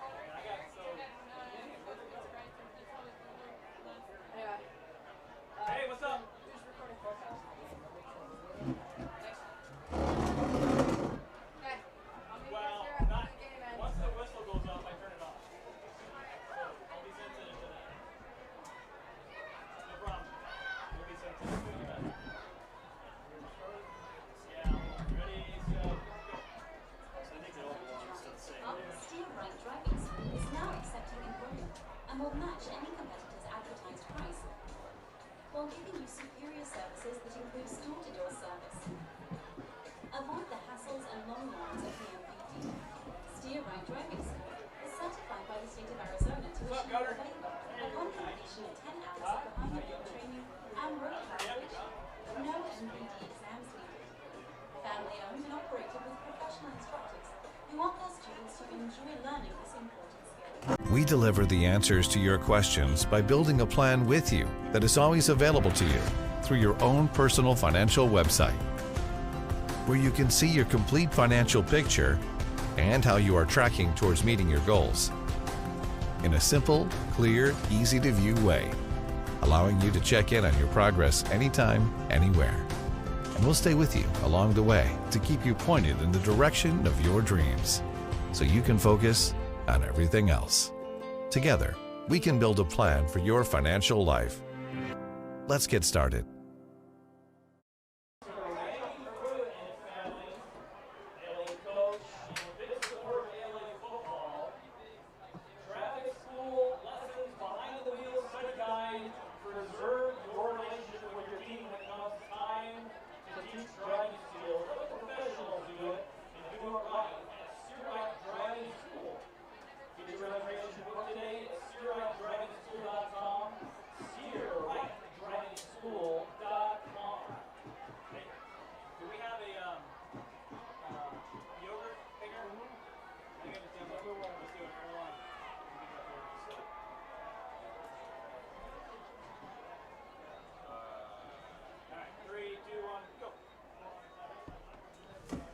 A family-owned and operated frozen yogurt shop.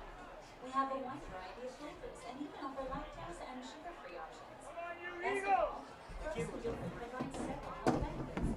It contains live cultured enzymes and probiotics. Provides nutrients. I'll just talk really, really quiet, so it seems like you're talking louder. Than traditional ice cream. With over 80 toppings. Usually you can hear each other, but you can't. Can you hear me when I talk in there? Stop it. I can't hear you at all, no. Yeah. That's why I took mine off, because I couldn't hear you. But with them on, it was like muffling me hearing you. Well, I got one ear. Are we live? I'm talking and we're live. Oops.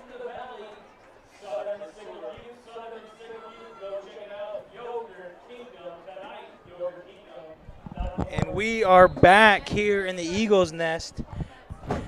Luke Acey back to kick for the Eagles. 21-10 in favor of the Eagles. And it looks going to be deep kick back in the end zone for a touchback for the Eagles. First touchback of the night. So what's the rule on that in high school football? If it just goes in the end zone, you have to. Yep. So it's a touchback no matter what? if the ball Can't bring goes it into out? the end zone, or if you catch it and it makes you go into the end zone, meaning your foot or anything goes into the end zone, it's a touchback. I've seen them jump up and catch it before and land, and it wasn't in the end zone, so that's not a touchback. But if the ball or any of your body lands in that end zone, it is a touchback. So then the ball comes out to the 20, and you start Obviously from there. to protect the players. Yeah. Gives you a really big running start, a lot of injuries. Here we go. Trips right on this. Running the ball here. Big swarm of Eagles there for about a 1 to 2 yard gain. Not much going. That front four not giving much room. Matheny was in on that. Luke. Just everybody. That was a great gang tackle right there. 2nd and 9 for Yuma Catholic. It's all good. The 20-yard line. Stallworth back to pass. Getting quite a bit of time. And a little juggling catch there. Bringing the circus crowd involved. Getting the catch again for a 3rd and short for the Shamrocks. Getting a little lucky break by the Shamrocks there catching the ball. Yeah, that was a good a lot of concentration on that play for sure. Ball was bobbled and hit up in the air. I thought we were going to jump that route and pick it off. Those juggles can sometimes be good for you because you can get a pick. Sometimes it's bad because you end up dropping the pick and they receive it. Stallworth giving a hand the ball off here. And looks like he will get the first down up to about the Shamrock's 37-yard line. I thought Corbin King was going to make the tackle there, but just got just a little outside of his reach and getting a first down. 19 Micah on the tackle right there. Micah Ow, I believe. What a football name, huh? Micah Ow. That- I believe his dad is from the islands. I think he's from Samoa, so that's where it comes from, Ow. That's just an awesome football name. Stallworth in the backfield, got a tight end to the right, 2 running backs in the back with him. Back to pass. Looking for number 12 for the Shamrocks. Boston Morris on the tackle right there. Number 12, Austin Priest with the reception there for a 9-yard gain. And that's one of those things that the ALA defense just gives up. They allow you to throw those balls because they don't want to get beat deep. And they'll let you do it over and over again, but it's hard to do that every play. The accuracy, the timing you have to have with your quarterback receiver on that is, it's something you got to practice over and over and over to get real consistent. Stallworth's got 2 running backs in the back. They're looking for that shovel pass. And number 23 gets about a 9-yard gain. 23, Jared Marquez, the junior running back. Nice. I think you're ready to put on a uniform and go out there. You called out before it even happened. Yeah. Good. Way to read that. That's their go-to run play. They haven't had much success really all season, all 4 games, other than that run play. They throw the ball and have that shovel pass. Stallworth back to pass, looking to the right, getting some pressure, and he's going to throw it away. And it comes over here, gets our there it is. There's a flag. Gets our WWE SmackDown ring right here. You can't see that in the film, but this will be intentional grounding on Stallworth. He definitely didn't get outside the tackle box on that. I didn't know intentional grounding was a thing in high school football. Well, there was no receiver near him either. I thought intentional grounding was college and up. Isn't that a loss of down as well? And It is, yep. And it's the spot of the spot foul where the quarterback was, yep. There it is. Nah, the more you know. You learn something new every game. Yeah, loss it down. Oh, is it just a spot foul and loss it down? Man, if you're a Cardinals fan, you know how aggravating it is when you see Kyler Murray do that. Why do you have to bring that up? I don't know. He hasn't done it yet. I don't think he did it last game, but it's like that's a frustrating penalty. That's a huge loss there. What is that? 1st and 25? 1st and 23? That's big. That's big. 2nd and 26. Remember? Oh yeah, sorry. 2nd 26. Right yeah. there. Well, they're throwing the ball here. I'll tell you that right now. Yeah. 3 receivers to his left. There's that slant again. And looks like number 10, Mario Martinez, the senior receiver there, getting a big game. Ends up being about 3rd and 6 here for the Shamrocks. So good thing they did get that intentional grounding, because now that would have been a big gain. That would have been a big first down for them. Yeah, this is manageable for our defense to get a stop right here. You've got 3rd and about 8, it looks like. We can definitely stop them here. But great offense by the Shamrocks. They've had a lot of success throwing those little inside routes and getting big yardage. We saw that at the end of the first half. 3 receivers to the right. And he throws that little inside seam route right there to number 3 for the Shamrocks. Number 3, Austin Rush, the senior receiver, having a lot of success on those little inside seam routes. The little slant or little inside seam is hard to defend. Yeah, they ended up, both of our safeties, he broke both of our safeties' tackles. Luckily, Dawson Morris was there to wrap him up and bring him to the ground. But that's an elusive wide receiver. Kid's pretty shifty, pretty He quick. reminds me of that quarterback from Sabino last week. Yeah, that guy was shifty. Yeah. Stallworth has 3 receivers to his left. Looking like he's going to run the ball with 23, Jared Marquez, the junior running back, getting about a 4-yard gain on the play.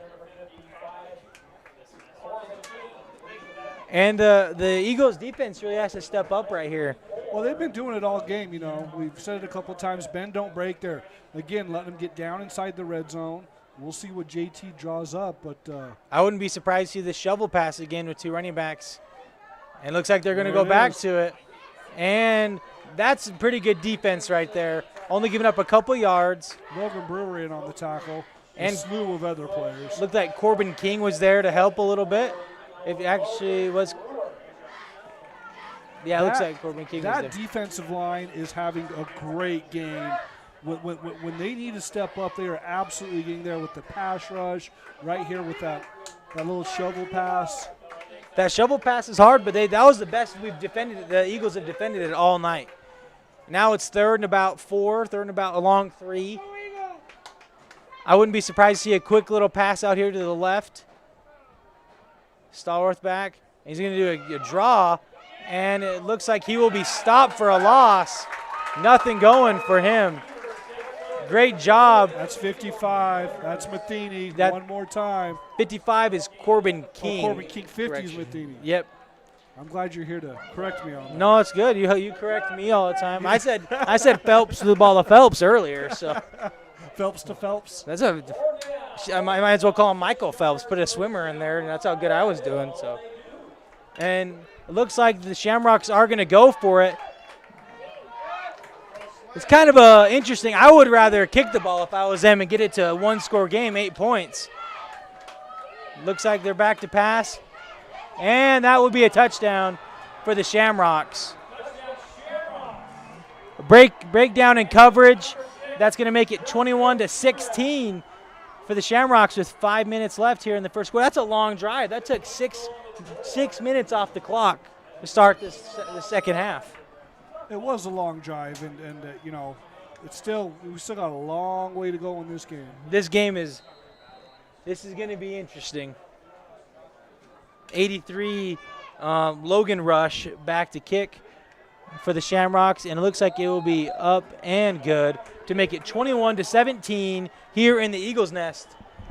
Here, before we get to the next kickoff, we're going to give a shout out to Nexa Mortgage with Brian Rose for any of your financing, mortgage, refinancing, your mortgage needs and questions. Please go to Brian Rode at Nexa Mortgage. He is your go-to man, trustworthy. He's going to be upfront with you, and he's going to give you your best options. What a great response by the Shamrocks. Come out here, take 6 minutes, running the ball, throwing short little routes, converting on a long 4th down there to score a touchdown. Stallworth showing off his arm. Those inside routes left it open for an outside reception there for a touchdown. And just a wonderful offensive drive for the Shamrocks. And the Eagles defense is going to have to make a little bit of an adjustment there from what the offensive adjustments made at halftime. Yeah, they've adjusted well. That's clearly their best drive of the day. We'll see if they can keep it going. They've made their adjustments. Let's see what we do, as ALA on our side to make our offensive adjustments. Man, here this is going to be electric. You got to watch out for anything tricky here like an onside kick. Number 55, Corbin King with the fair catch. That's a big old lineman getting down there and catching the ball. It's pretty impressive. You like it when the big boys get the ball. That's right. It's fun when they get interceptions and fumbles, too. You get to watch them rumble and, get in that end zone, big guy. Well, that's be 1st and 10 from the 35.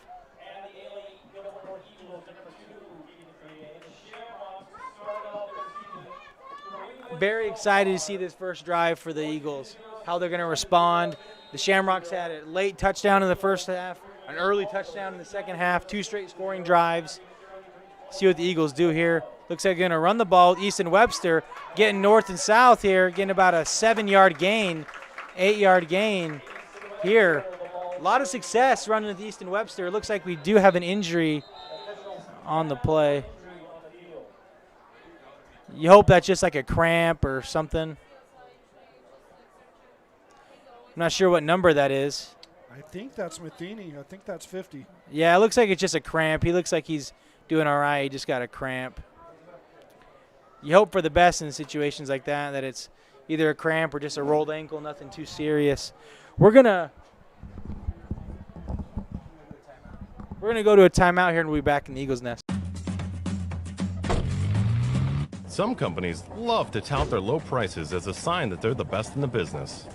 But when you take a closer look, Added fees, long delays, and other problems can end up costing you a lot more. The same is true for your mortgage. You can take a chance on the big banks or retail loan companies, or you can choose a local, independent mortgage broker like us. We have access to lower wholesale rates that banks and retail lenders can't match. We shop hundreds of options to match you with just the right one. And we get you to the closing table in 20 days or less.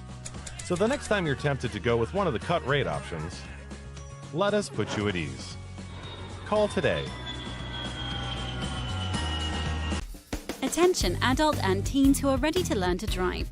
Steer Right Driving School is now accepting enrollment and will match any competitor's advertised price. Number 50, Maddox Matheny, running off the field. Looks like he's had a really good cramp is what it looks like, but you hope nothing too serious. Get some water in him, get some stretching in there, get him back on the field, especially as a defensive player. He's key to this Eagles defense, especially with Spencer Nielsen already being out. Yeah, he's a big contributor on defense. He's been all over the field tonight. That is not a guy we want to lose. I mean, we don't want to lose any of our kids, but the way he's playing, it's going to be tough to replace him.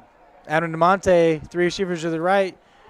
Easton Webster running up the middle, getting the first down, ending up at the Eagles' 48-yard line. A lot of success running the ball. You know what's good about that is that if you can run the ball like that and sink these safeties down a little bit, bring the outside linebackers in just a little bit, then that gives you more spacing on the edge for your Johnny Bolinos and your Brandon Phelps people and your McKay Beardall. Beardall. Did I say that right? Beardall. Beardall. That's a hard one. I want to say Berdal, but it's Beardall. Empty backfield for Adam DeMonte. 3 to his right, 2 to his left. Back to pass. Getting some pressure rolling to the right. Finding Micah Au, who ends up getting to the Shamrocks' 45-yard line. Quick update on our schedule. We got Thatcher coming in a couple weeks, and they are ahead 33-21 on Sabina with 3:23 left in the third quarter. Wow, that's a shocker. That's a pretty impressive team there. That's exact. I think that was a similar score to what we beat them. DeMonte looks like we're going to run the ball with Brick Job, Bulldog Brick Job, getting up for near a first down. Hard to get that kid going backwards. That was 5 yards, and that was all him after 3 of them. Yeah. He is just determined. The Eagles haven't attempted a pass yet, I don't think. Actually, they did earlier. They threw the ball to Micah Au. But mainly running the ball. Here you got 2 receivers to the right, 2 to the left. See what they do. 2 safeties high. Not packing the box. He's going to give the ball on a sweep out to Brick Job, who's going to end up getting a first down and some. He grabbed the face mask. And the Eagles have had a lot of success running that play to the boundary. That's the one that Easton Webster scored on in the first half. Well, if you notice, especially with Job, they've been going in between the tackles. That's the first time all game they've gone to the outside with him. And I think Yuma Catholic is seeing, hey, it's 34 back there. We're going in between the tackles. And then when you think that, nope, we're going outside. It's like we're going to get a little run play here again. Easton Webster getting another big carry. The Eagles up front doing a great job just getting enough movement to let the running backs get up and get an 8-yard gain. All run game this drive, chewing up some clock already. There's only 3 minutes left here in the third quarter after a long first half. If you can do that, just keep your lead and run the ball and chew up the clock and get points in this match, you can win this game and not have to worry about outscoring them. Just match their points and just run the clock. We're going to have another run play. Easton Webster's going to get back to maybe a 1-yard gain. Well, that was realistically a 3-yard loss. But he saved it right there. Yeah, you said shifty in the first half, and he had to be shifty there just to get those back to the line, then fall forward for a gain of 2. This is when you like to have Maddox Matheny back in the game, give you some more experience up front. DeMonte, 2 to his right, 2 to his left. Easton Webster in the backfield. Looks like he's going to be back to pass. He's going to be scrambled, going to have pressure getting up the field. And it looks like he's going to get a first down. to right about the Shamrocks 13, 14-yard line. 1st and 10. That's where you want to be. You want to be 1st and 10 from right around the 14 to where you basically have 8 plays to go 15 yards. Because you get a first down once you get to the 3-yard line, and you have 4 plays to score from there. Yeah, there's so many ways that Adam DeMonte can beat you. So many ways, and that right there is one of them. They had him behind the line. But, you know, him being shifty as well, he was able to get away and get the first down. Looks like Adam DeMonte is going to carry the ball on a quarterback counter, and it's going to be tackled right around the 5-yard line. That's a gain of 9. You said 8 plays. Now you really do. You've got 7 plays to try to punch this in the end zone. 2nd and 2. You have a minute left here in the 3rd quarter. I think you're going to see the Eagles bring in what they call the dirty package here. This is my favorite. You put the beef in the game. You give the ball to Bulldog Brick Job. Look who's walking back on the field, number 50. Number 50, Maddox Matheny. You got the beef in. You're going to run the ball straight at him 4, 5 times in a row and get the ball in the end zone. Logan Brewer and Maddox are going to block for him. Here we go, right up the middle. And they'll do it again, and they'll do it again, and they will do this 4 more times. And they're going to punch this ball in the end zone, and they're going to run the ball. Well, the other thing about this is at some point the clock is going to take effect. Not right now, but this is something that as the game goes on, we get in this package, we can drain, you know, time off of the clock if we can get another touchdown here. And they'll do it 3 more times. It's only 2nd down, and they're going to do it 3 more times. You have Bulldog Brick Job in the backfield, and they're going to keep going. And you also have to think that Adam DeMonte can also pull the ball and boot out here as well. Yeah, bootleg, absolutely. The Eagles getting crazy in the Eagles' nest. A bootleg to the left, maybe. Looks like Brick Job is going to get into the end zone for a touchdown with 2 seconds left here in the 3rd quarter.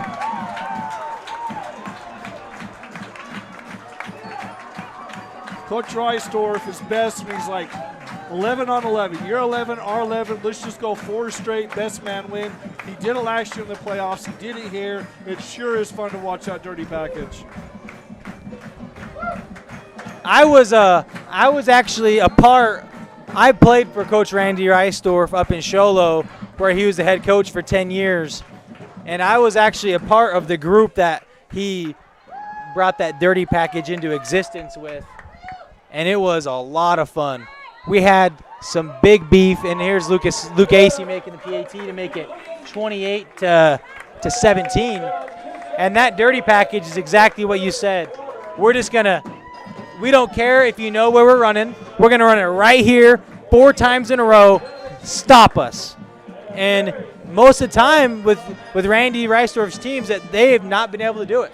It's happened occasionally, but Randy Reisdorf will go to the grave running that play.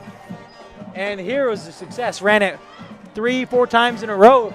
And Bulldog Brick Joe bringing the game 28 to 17 with 2 seconds left here in the 3rd quarter. That drive alone right there, the last 12 yards of that drive took 2 minutes off the clock. That's wonderful, too. That's wonderful. You're up by 2 possessions. They have to score and get a stop and score again to be ahead. And doing that with 1 quarter left is hard to do. Looks like we're going to get a return here. They're going to get stopped right around the 25-yard line. Number 7 for the Shamrocks. It looks like number 7, DJ Sakai for the Shamrocks. They have a lot of shifty guys on that Shamrocks team. Looks like Coach Reisdorf's having some questions here with the white hat. Not sure what's going on here, but I don't see Maddox out there. I think on he's his first possession, so maybe he's only going to go offense only. Maybe he's a little bit banged up. Oh, looks like we're going to – oh, I was confused on why they were moving the ball, but that's the end of the 3rd quarter. Here in the break, we're going to give another shout-out to Caliber Roofing and Solar Services with Jake Garrison. You take advantage of the Valley Sun. We've said it all night. Jake Garrison's your man to go to. Get your solar, save some money. No better place to go than Jake Garrison with Caliber Roofing and Solar Services. I'm excited for this last 12 minutes here. Maybe we'll get some other scores from around the state, local scores, different teams. Hearing that Sabino Thatcher score is interesting because ALA will play Thatcher later on in the season. And this is kind of the most intense schedule. We'll have to talk about that a little bit later. Stallworth back to pass, actually running the ball here. The Shamrocks have a lot of space. Number 23 for the Shamrocks, Jared Marquez, getting a big gain. Valley Christian ahead 35-28, 7:55 left in the fourth quarter. Against who are they playing? I don't know. I'm trying to find out. I clicked and I didn't see who they were playing today.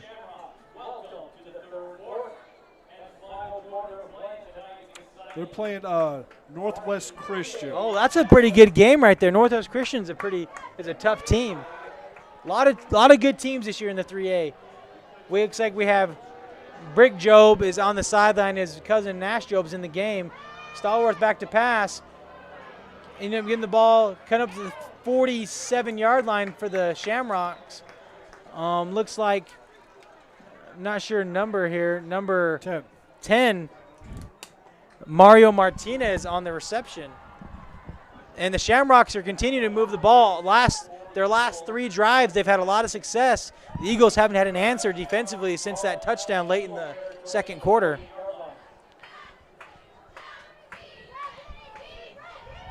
Stallworth has 3 receivers to the right, 1 running back in the backfield. Wouldn't be surprised to see him run the ball again here. Another shovel pass and a fumble. And it looks like, it's going to be an incomplete pass because it is a shovel pass. So because that is a forward pass, that is an incomplete pass. That's one of the safety things about the shovel passes. That saves you, right? A bobble or something, and you're okay. I thought it was a fumble. I'm just thinking, but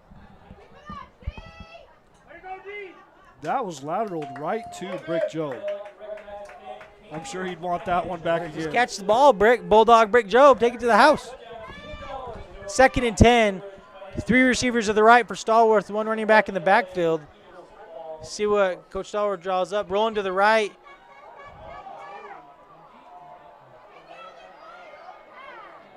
A little bit too much mustard. That big arm from Stallworth is out throwing his receiver.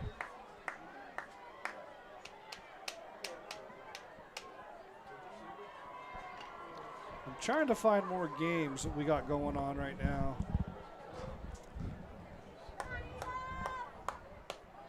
This is a big play here, 3rd and 10.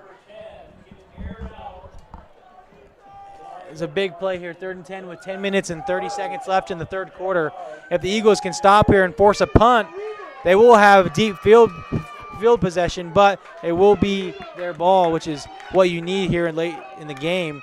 Stallworth back to pass, looking down the field, and he's going to go just over, tipped by the receiver, not bringing it in. And that's going to bring up 4th and 10, and they're going to be forced to punt here with 10 minutes and 30 seconds left in the fourth quarter. That was a big defensive stop for ALA. Now they can get the ball. They can drive down. I mean, they could very well. I don't want to say because there's a lot of time left in the game, but you score here, it's hard to lose. It's going to be tough to come back, especially the way the defense is playing. They've had one drive where Yuma Catholic's been able to sustain it. Outside of that, I don't know. It's going to be tough. Looks like we have McKay Beardow. Beardaw. Man. Back to receive. That's going to be 1st and 10 on the Eagles 10. See if we can we have our starting lineup back in the game. Maddox Matheny looks like he is back in the game. I don't see him on the sideline. He's out there. I'm thinking the Shamrocks have got to stop the run here. They got to pack the box, force them to beat them, throwing the ball. The Eagles haven't done very much throwing the ball tonight. If I'm the Shamrocks, I'm saying you're going to have to beat me throwing the ball, but you also have to understand that the Eagles have a lot of weapons. And they can beat you running the ball, throwing the ball. Easton Webster getting another big gain. The line doing just enough to get him a 7-yard gain on first down. You can't ask for much more. Coming up here, I think Reisdorf is going to dial up something deep because at some point you have to stop the run. The clock is going. You have to stop them. You pull a safety up. DeMonte sees it, hits somebody on the outside deep. Looks like they're going to do a quarterback counter with DeMonte, and he's going to get a first down and then a little bit extra up to the 25-yard line of the Eagles. And if I'm Coach Randy Reisdorf, I'm just going to continue doing that. Just let the clock run. If they're not going to change anything, just run. And if you see, they've played two high safeties all game. They're afraid of Brandon Phelps. They're afraid of Johnny Bellino, the McKays of the world, the Luke Acies. They're afraid of that, so they're going to say, beat us running, and they haven't made any adjustments.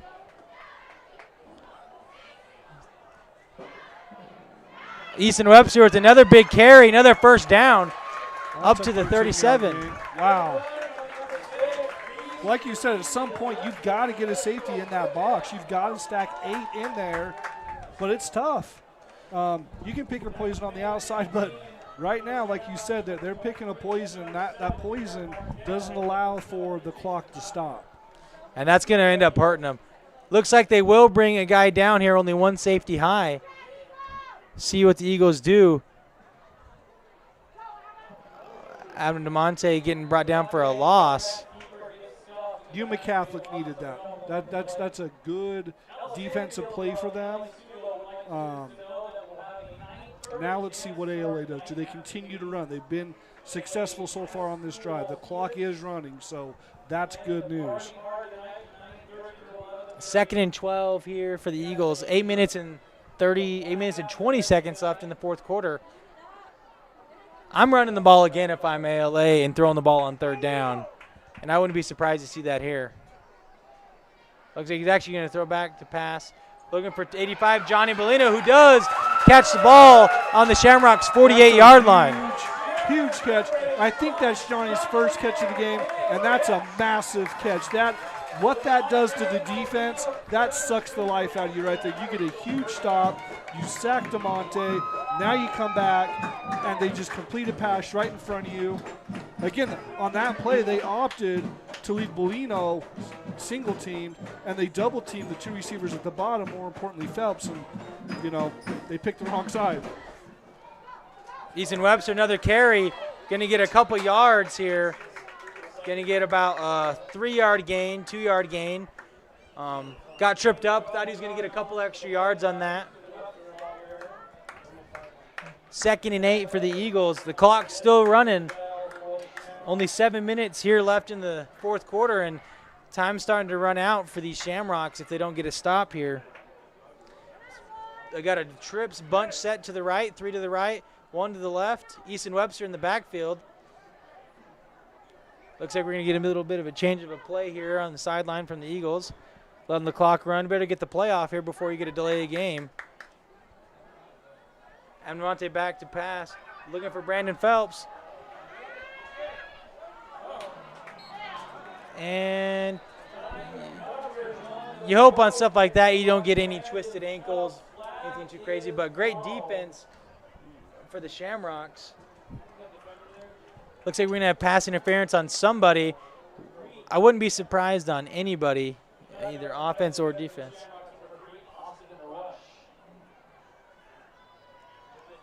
Wouldn't be surprised either way here. Physical play. I think Coach Randy Reisdorf audible. He saw a thing he liked. He wanted Brandon Phelps on the edge. Great defense for the Shamrocks by number 3, Austin Rush. After watching the replay, I think that's coming back. I think that's on us. It looks like it will be.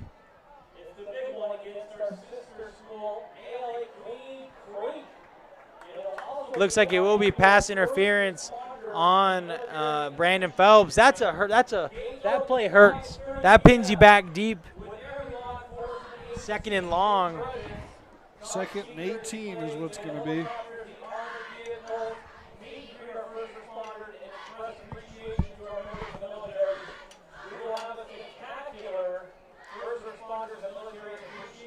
We'll see where the ball ends up. That's a painful one. First off, it's stopping the clock. That's giving Yuma Catholic more time to have the ball.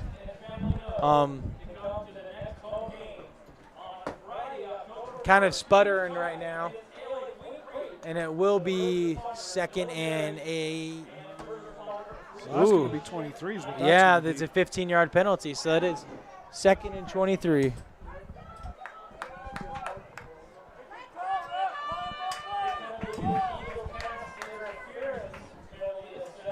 Second and 23, 6 minutes and 52 seconds left in the game. 3 wide receivers to the right, 1 to the left. Bulldog Brick Job in the backfield. Looks like we're going to give the ball to him, and he's going to get stopped right there at the line of scrimmage. And looks like Yuma Catholic's hunkering down there and having a little bit of an answer there for third and long.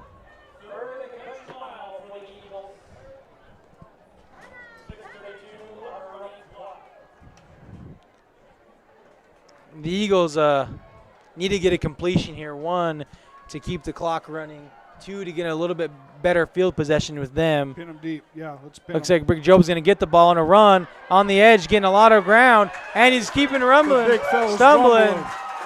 Gets a big gain. Great job by the offensive line. Couple pulling guards coming around, getting a nice kick-out block, getting up the field, bringing up a 4th and about 5 after all that. And now you're going for it, and you're in pretty good field possession. Even if you don't get the first down, you're still on your opponent's side of the 50. Yeah, that was a huge gain. Of course, Bulldog comes through. 4th down. I mean, this is massive right here. This right here could do a lot for ALA. Yuma Catholic stops them. Hey, they've got a short field, but I don't see Coach Reisdorf punting this ball right now.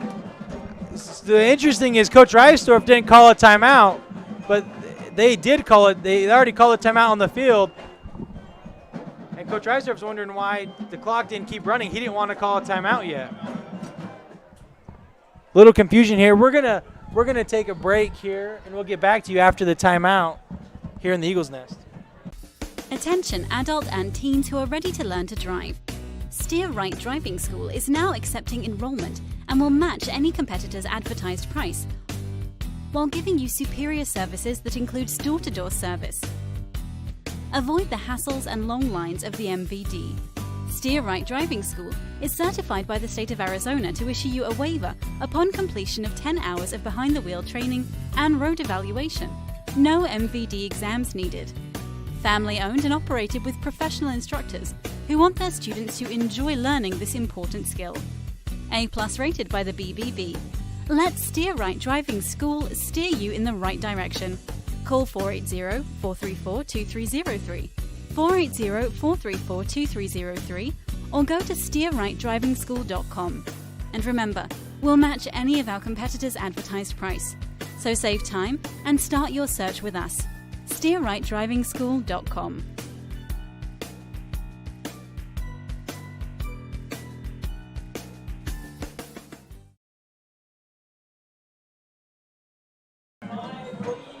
And we're back here in the Eagles Nest.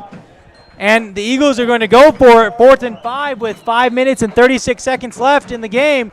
Trip set to the left. DeMonte is running back in the backfield, rolling right, looking for Johnny Bellino. And it looks like it's going to be a turnover on downs for the Eagles. Eagles are looking for a penalty. I'm kind of thinking it was a pretty clean play. I'm trying not to be biased. I'll be biased, but it was a good play. good defensive coverage on that. Stafford beat Douglas 42-0. So the Thatcher-Sabino game is 39-21. Wow. Thatcher putting a beating on them. That's a pretty impressive. Thatcher's coming to play. Thatcher's a team to beat. And we go to Thatcher in a couple weeks, so that's going to be a great game. Stallworth looking to throw the ball here to the big tight end, number 83, who's also the kicker. That slant, that quick slant, has been there all game So long. Stallworth could have ran the ball. He could have handed the ball off. He saw the outside linebacker coming down a little bit, so he threw the ball right behind him. And that's one thing you might not get if Spencer Nielsen is in the game, but that's just how football is. You have injuries. Three receivers to the left, Stallworth in the backfield. Looking to run the ball here with 23. 23 getting about 8 to 9 yards. Max Matheny, Logan Brewer, all in on that stop. Jared Marquez. Sorry about that. Sorry to interrupt you. Jared Marquez with about a 6-yard gain on the play. And the good thing for the Eagles is every time you keep them in bounds, that clock winds, and the chances of you winning goes up. 3 receivers though left. Stallworth in the. Right, Got to get to the quarterback here. did we pick that off?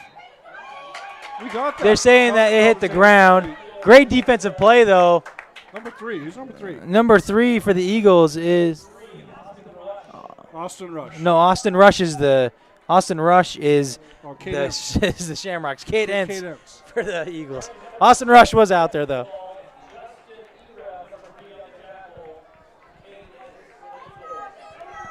Third and 4. This game, you know, he is stepping up. Intrigued to see here the Eagles choosing to go to a 3-man front. This is a run or pass down here. Looks like they're going to pass the ball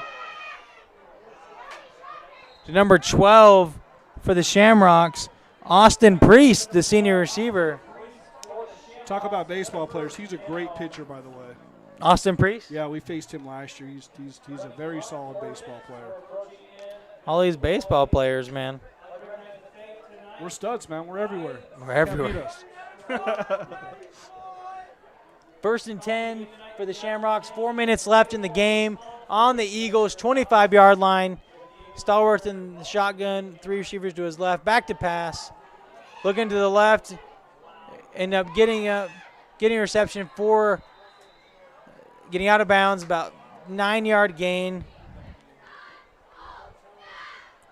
Was that number? I'm looking for a number here on the reception. Number 9, Rhett Vance.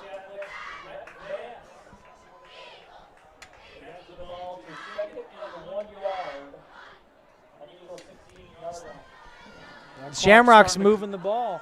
Clock's starting to come into play now. 3:47 left. Still plenty of time. Plenty of time left. Stallworth back to pass.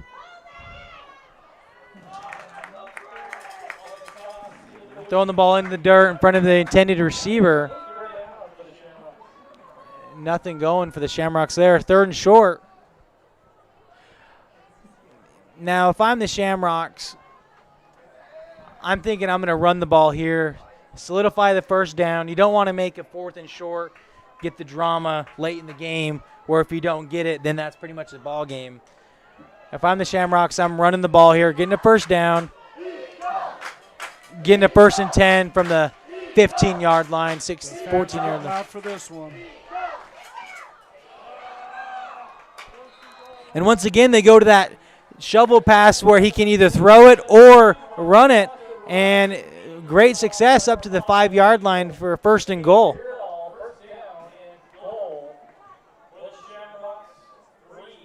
And there's McKay with another stop. It's that slant. It's killing us. See what the Eagles draw up here defensively. You got to try and lengthen this drive out as much as you can. Looks like the Shamrocks are bringing in their beef set, the dirty package there. They're going to run the ball to the left with number 22, Devin Black, the senior running back.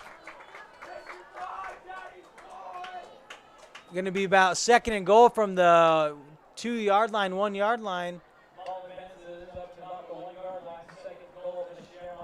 Here it is. We talked about earlier. You line up 11. We'll line up 11. May the best man win. Quarterback keeper. Touchdown, Yuma Catholic. This little QB sneak there, nothing special. Brings it 28 to 23. We have an incorrect score up there. Yep, there we go. We're back to 28. They gave points to ALA there. 28 to 23. If I'm the Shamrocks, I'm probably going for it to bring it to a field goal possession instead of being down by 4. I'm going to go for 2. Bring it 28-25 instead of 28-24. The difference between 4 and 5 here is nothing. He still has to score a touchdown. Yeah, you need to bring it within one score, at least within a field goal. Absolutely.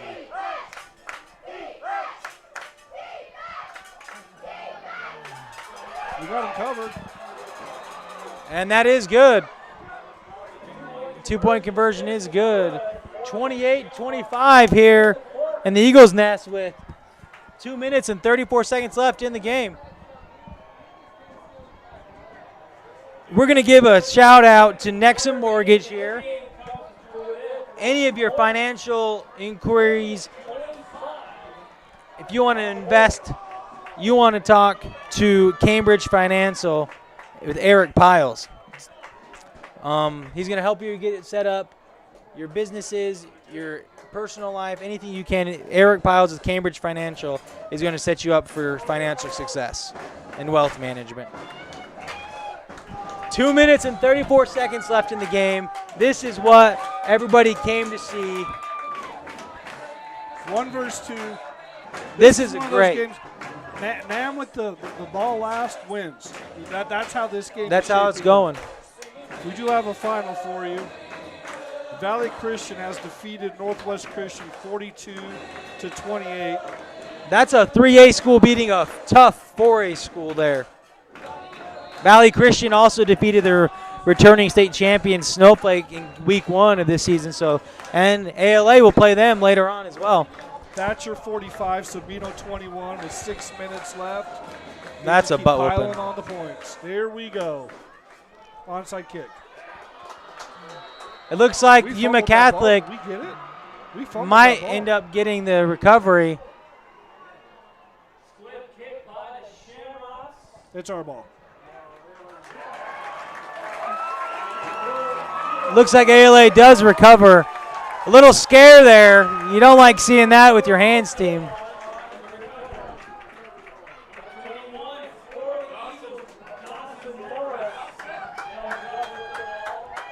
I told you earlier, Dawson was a shortstop. He's used to that stuff. Pick those balls up out of the dirt. That was huge because now we got the clock. If somehow they can get out of this 3-0 Yuma Catholic, we punt the ball, we pin them deep, and they've got to drive a long way to try to score some points. The main thing is you have to run the ball or you have to throw the ball and get receptions and stay in bounds. Keep the clock running, right. If you can force them to take some timeouts and then punt it deep, like you said, you're in a good spot. I wouldn't be surprised to see a dirty package later on. Easton Webster. Right up the middle for 9. Going to be about it.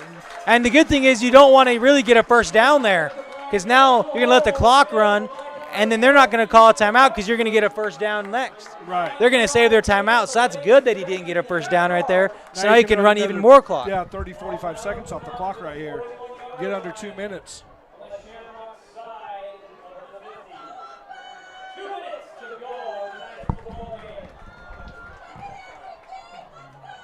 What a battle this game has been, though. It has been phenomenal. 2 fantastic teams going at it. It could go either way, and here we go, under 2 minutes. 2nd and 1, 3 receivers to the left. Looks like Easton Webster's going to get the carry. First down and then some. Get about a 7-yard gain for the Eagles to the Shamrocks' 34-yard line. 1st and 10. And they're going to wind the clock. It looks like the Shamrocks are going to take a timeout. And what that means with them when they're starting to take timeouts right here, If you get another first down, the game's over because you can kneel it and the clock's out. Well, here's where you run your jumbo package, and Reisdorf is sitting in that huddle saying, look, running backs, cover that ball. Do not let that ball hit the ground. Make sure the snap's clean.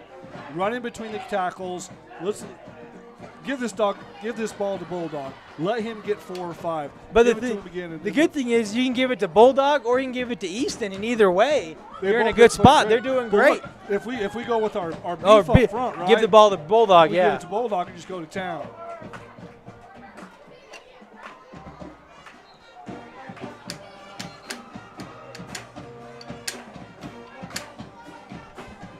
What a great night of football here. Got your money's worth if you're coming in.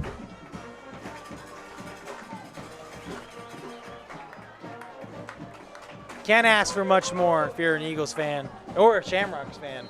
Great night of football. 1st and 10, a minute and 39 seconds left. 2 receivers each side. Easton Webster in the backfield. They're going to run the ball up the field. Easton Webster is going to run the middle linebacker over to get a 6-yard gain. Wow. He's acting like Bulldog there. Did you see him bounce off that linebacker? And that's going to be a timeout for the Shamrocks to stop the clock with a minute and 33 seconds. And all ALA does, and I wouldn't be surprised if they put the beef package in here and get 3 plays to get 4 yards and then kneel the ball and win the game. We're going to give another shout out here to our buddies Brian Rhodes at Nexa Mortgage. With any of your financing and mortgage questions and refinancing needs, please contact Brian Rhodes at Nexa Mortgage, and he will be your support and help. While we're at it, we're going to give another shout out to A&A Material, Grandpa Jack Reisdorf, for any of your sand and gravel needs. 2nd and 4, minute and 33 seconds left in the game here in the Eagles' Nest. The Shamrocks have to stop. Easton Webster's going to run the ball here again, and they have to stop him, and they will not. It's going to be 3rd and short. They're going to call it a short. I don't think they're going to give him a first down. Yeah, that's a first down. Yep, just signal. First down, Eagles. I think that was our own guy who signaled. I think they're going to they're going to call a timeout, and they might have to measure, but I don't believe it was a.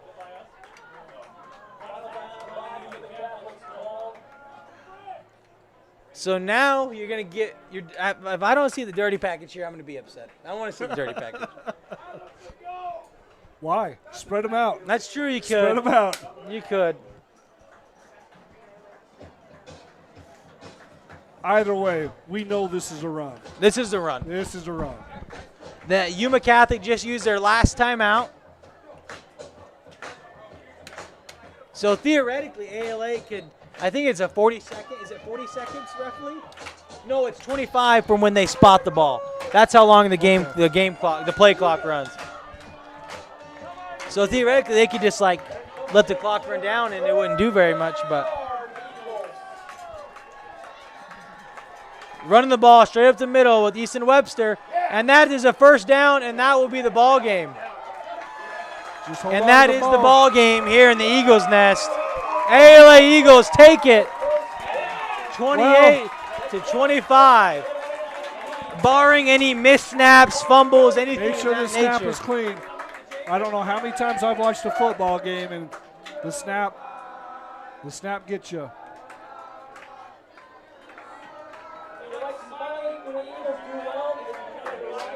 Now you just got to run the clock, kneel the ball 2, maybe 3, maybe just 2 times, and that's the game.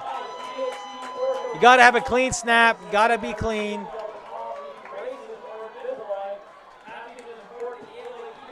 What a ball game. And Adam just kneels it right there where he stands, right? Yep. Brick behind him just to protect in case of a bad snap. Have to do it maybe That's one ball more game. time. ALA Eagles 28. ALA. Yuma Catholic 25. And I have the feeling that this might not be the last time these teams play each other this season. No. This is a semifinal or a championship game caliber of 2 teams. What a wonderful night of football American Leadership Academy, Gilbert North Eagles beating the Yuma Catholic Shamrocks 28-25 here in the Eagles Nest. Yeah, these two I think they're definitely going to meet again. The sportsmanship, that for all the emotions, what this game was built up to be coming into this week, very well played. Not a lot of penalties at all. The sportsmanship on both sides was very good. I applaud Yuma Catholic. That's a great group of young men. Obviously, our boys are a great group. I can't wait for the rematch. Hopefully, we see it again. Yuma Catholic, we appreciate you coming out. Well, look, I'm going to be biased. I'm glad we won. Our boys played their butts off, and I can't wait. What a game. Well, great. Not the usual game for the Eagles. Not very much success from Brandon Phelps and Johnny Bellino, the names we hear so much. A lot of success from Bulldog Brick Job. A lot of success from Mr. Baseball star Easton Webster. And the line played great, and the Shamrocks really didn't have an answer for them defensively on that run game. I thought the game plan was great. I thought it was going to be both sides are going to throw the ball 50 times. That's what I thought. But Coach Reisdorf, being the state championship coach he is, no, we're going to run the ball down your throat with our running backs and play great defense, and they did that. Well, we will be back here in the Eagles Nest, I believe, next week, if I'm not mistaken. I believe the ALA plays next week. Nope, sorry, I'm incorrect. ALA will play at Fountain Hills next week, and in 2 weeks we will be back here in the Eagles Nest hosting American Leadership Academy Queen Creek, the sister school and our rivals down there in Queen Creek. What a great rest of the season. Yeah, Fountain Hills, ALA, Arizona College Prep, a tough team. Thatcher, who is a very tough team, just beat the smack out of Sabino. Valley Christian, who's undefeated, and then finished with Coronado. And Arizona College Prep, they just won today. They shut out Coolidge, so they're tough. Tough. If this is probably the toughest schedule that I've seen a 3A team have, where they don't play at bigger schools. Correct. Well, ALA Queen Creek, come on. ALA Queen Creek is a bigger school, but I've seen tougher schedules where they played 3 or 4 bigger schools, and it just makes it tough. But, well, we will sign off here in the Eagles Nest. Thank you for coming out, and we will catch you again in 2 weeks, and have a good night.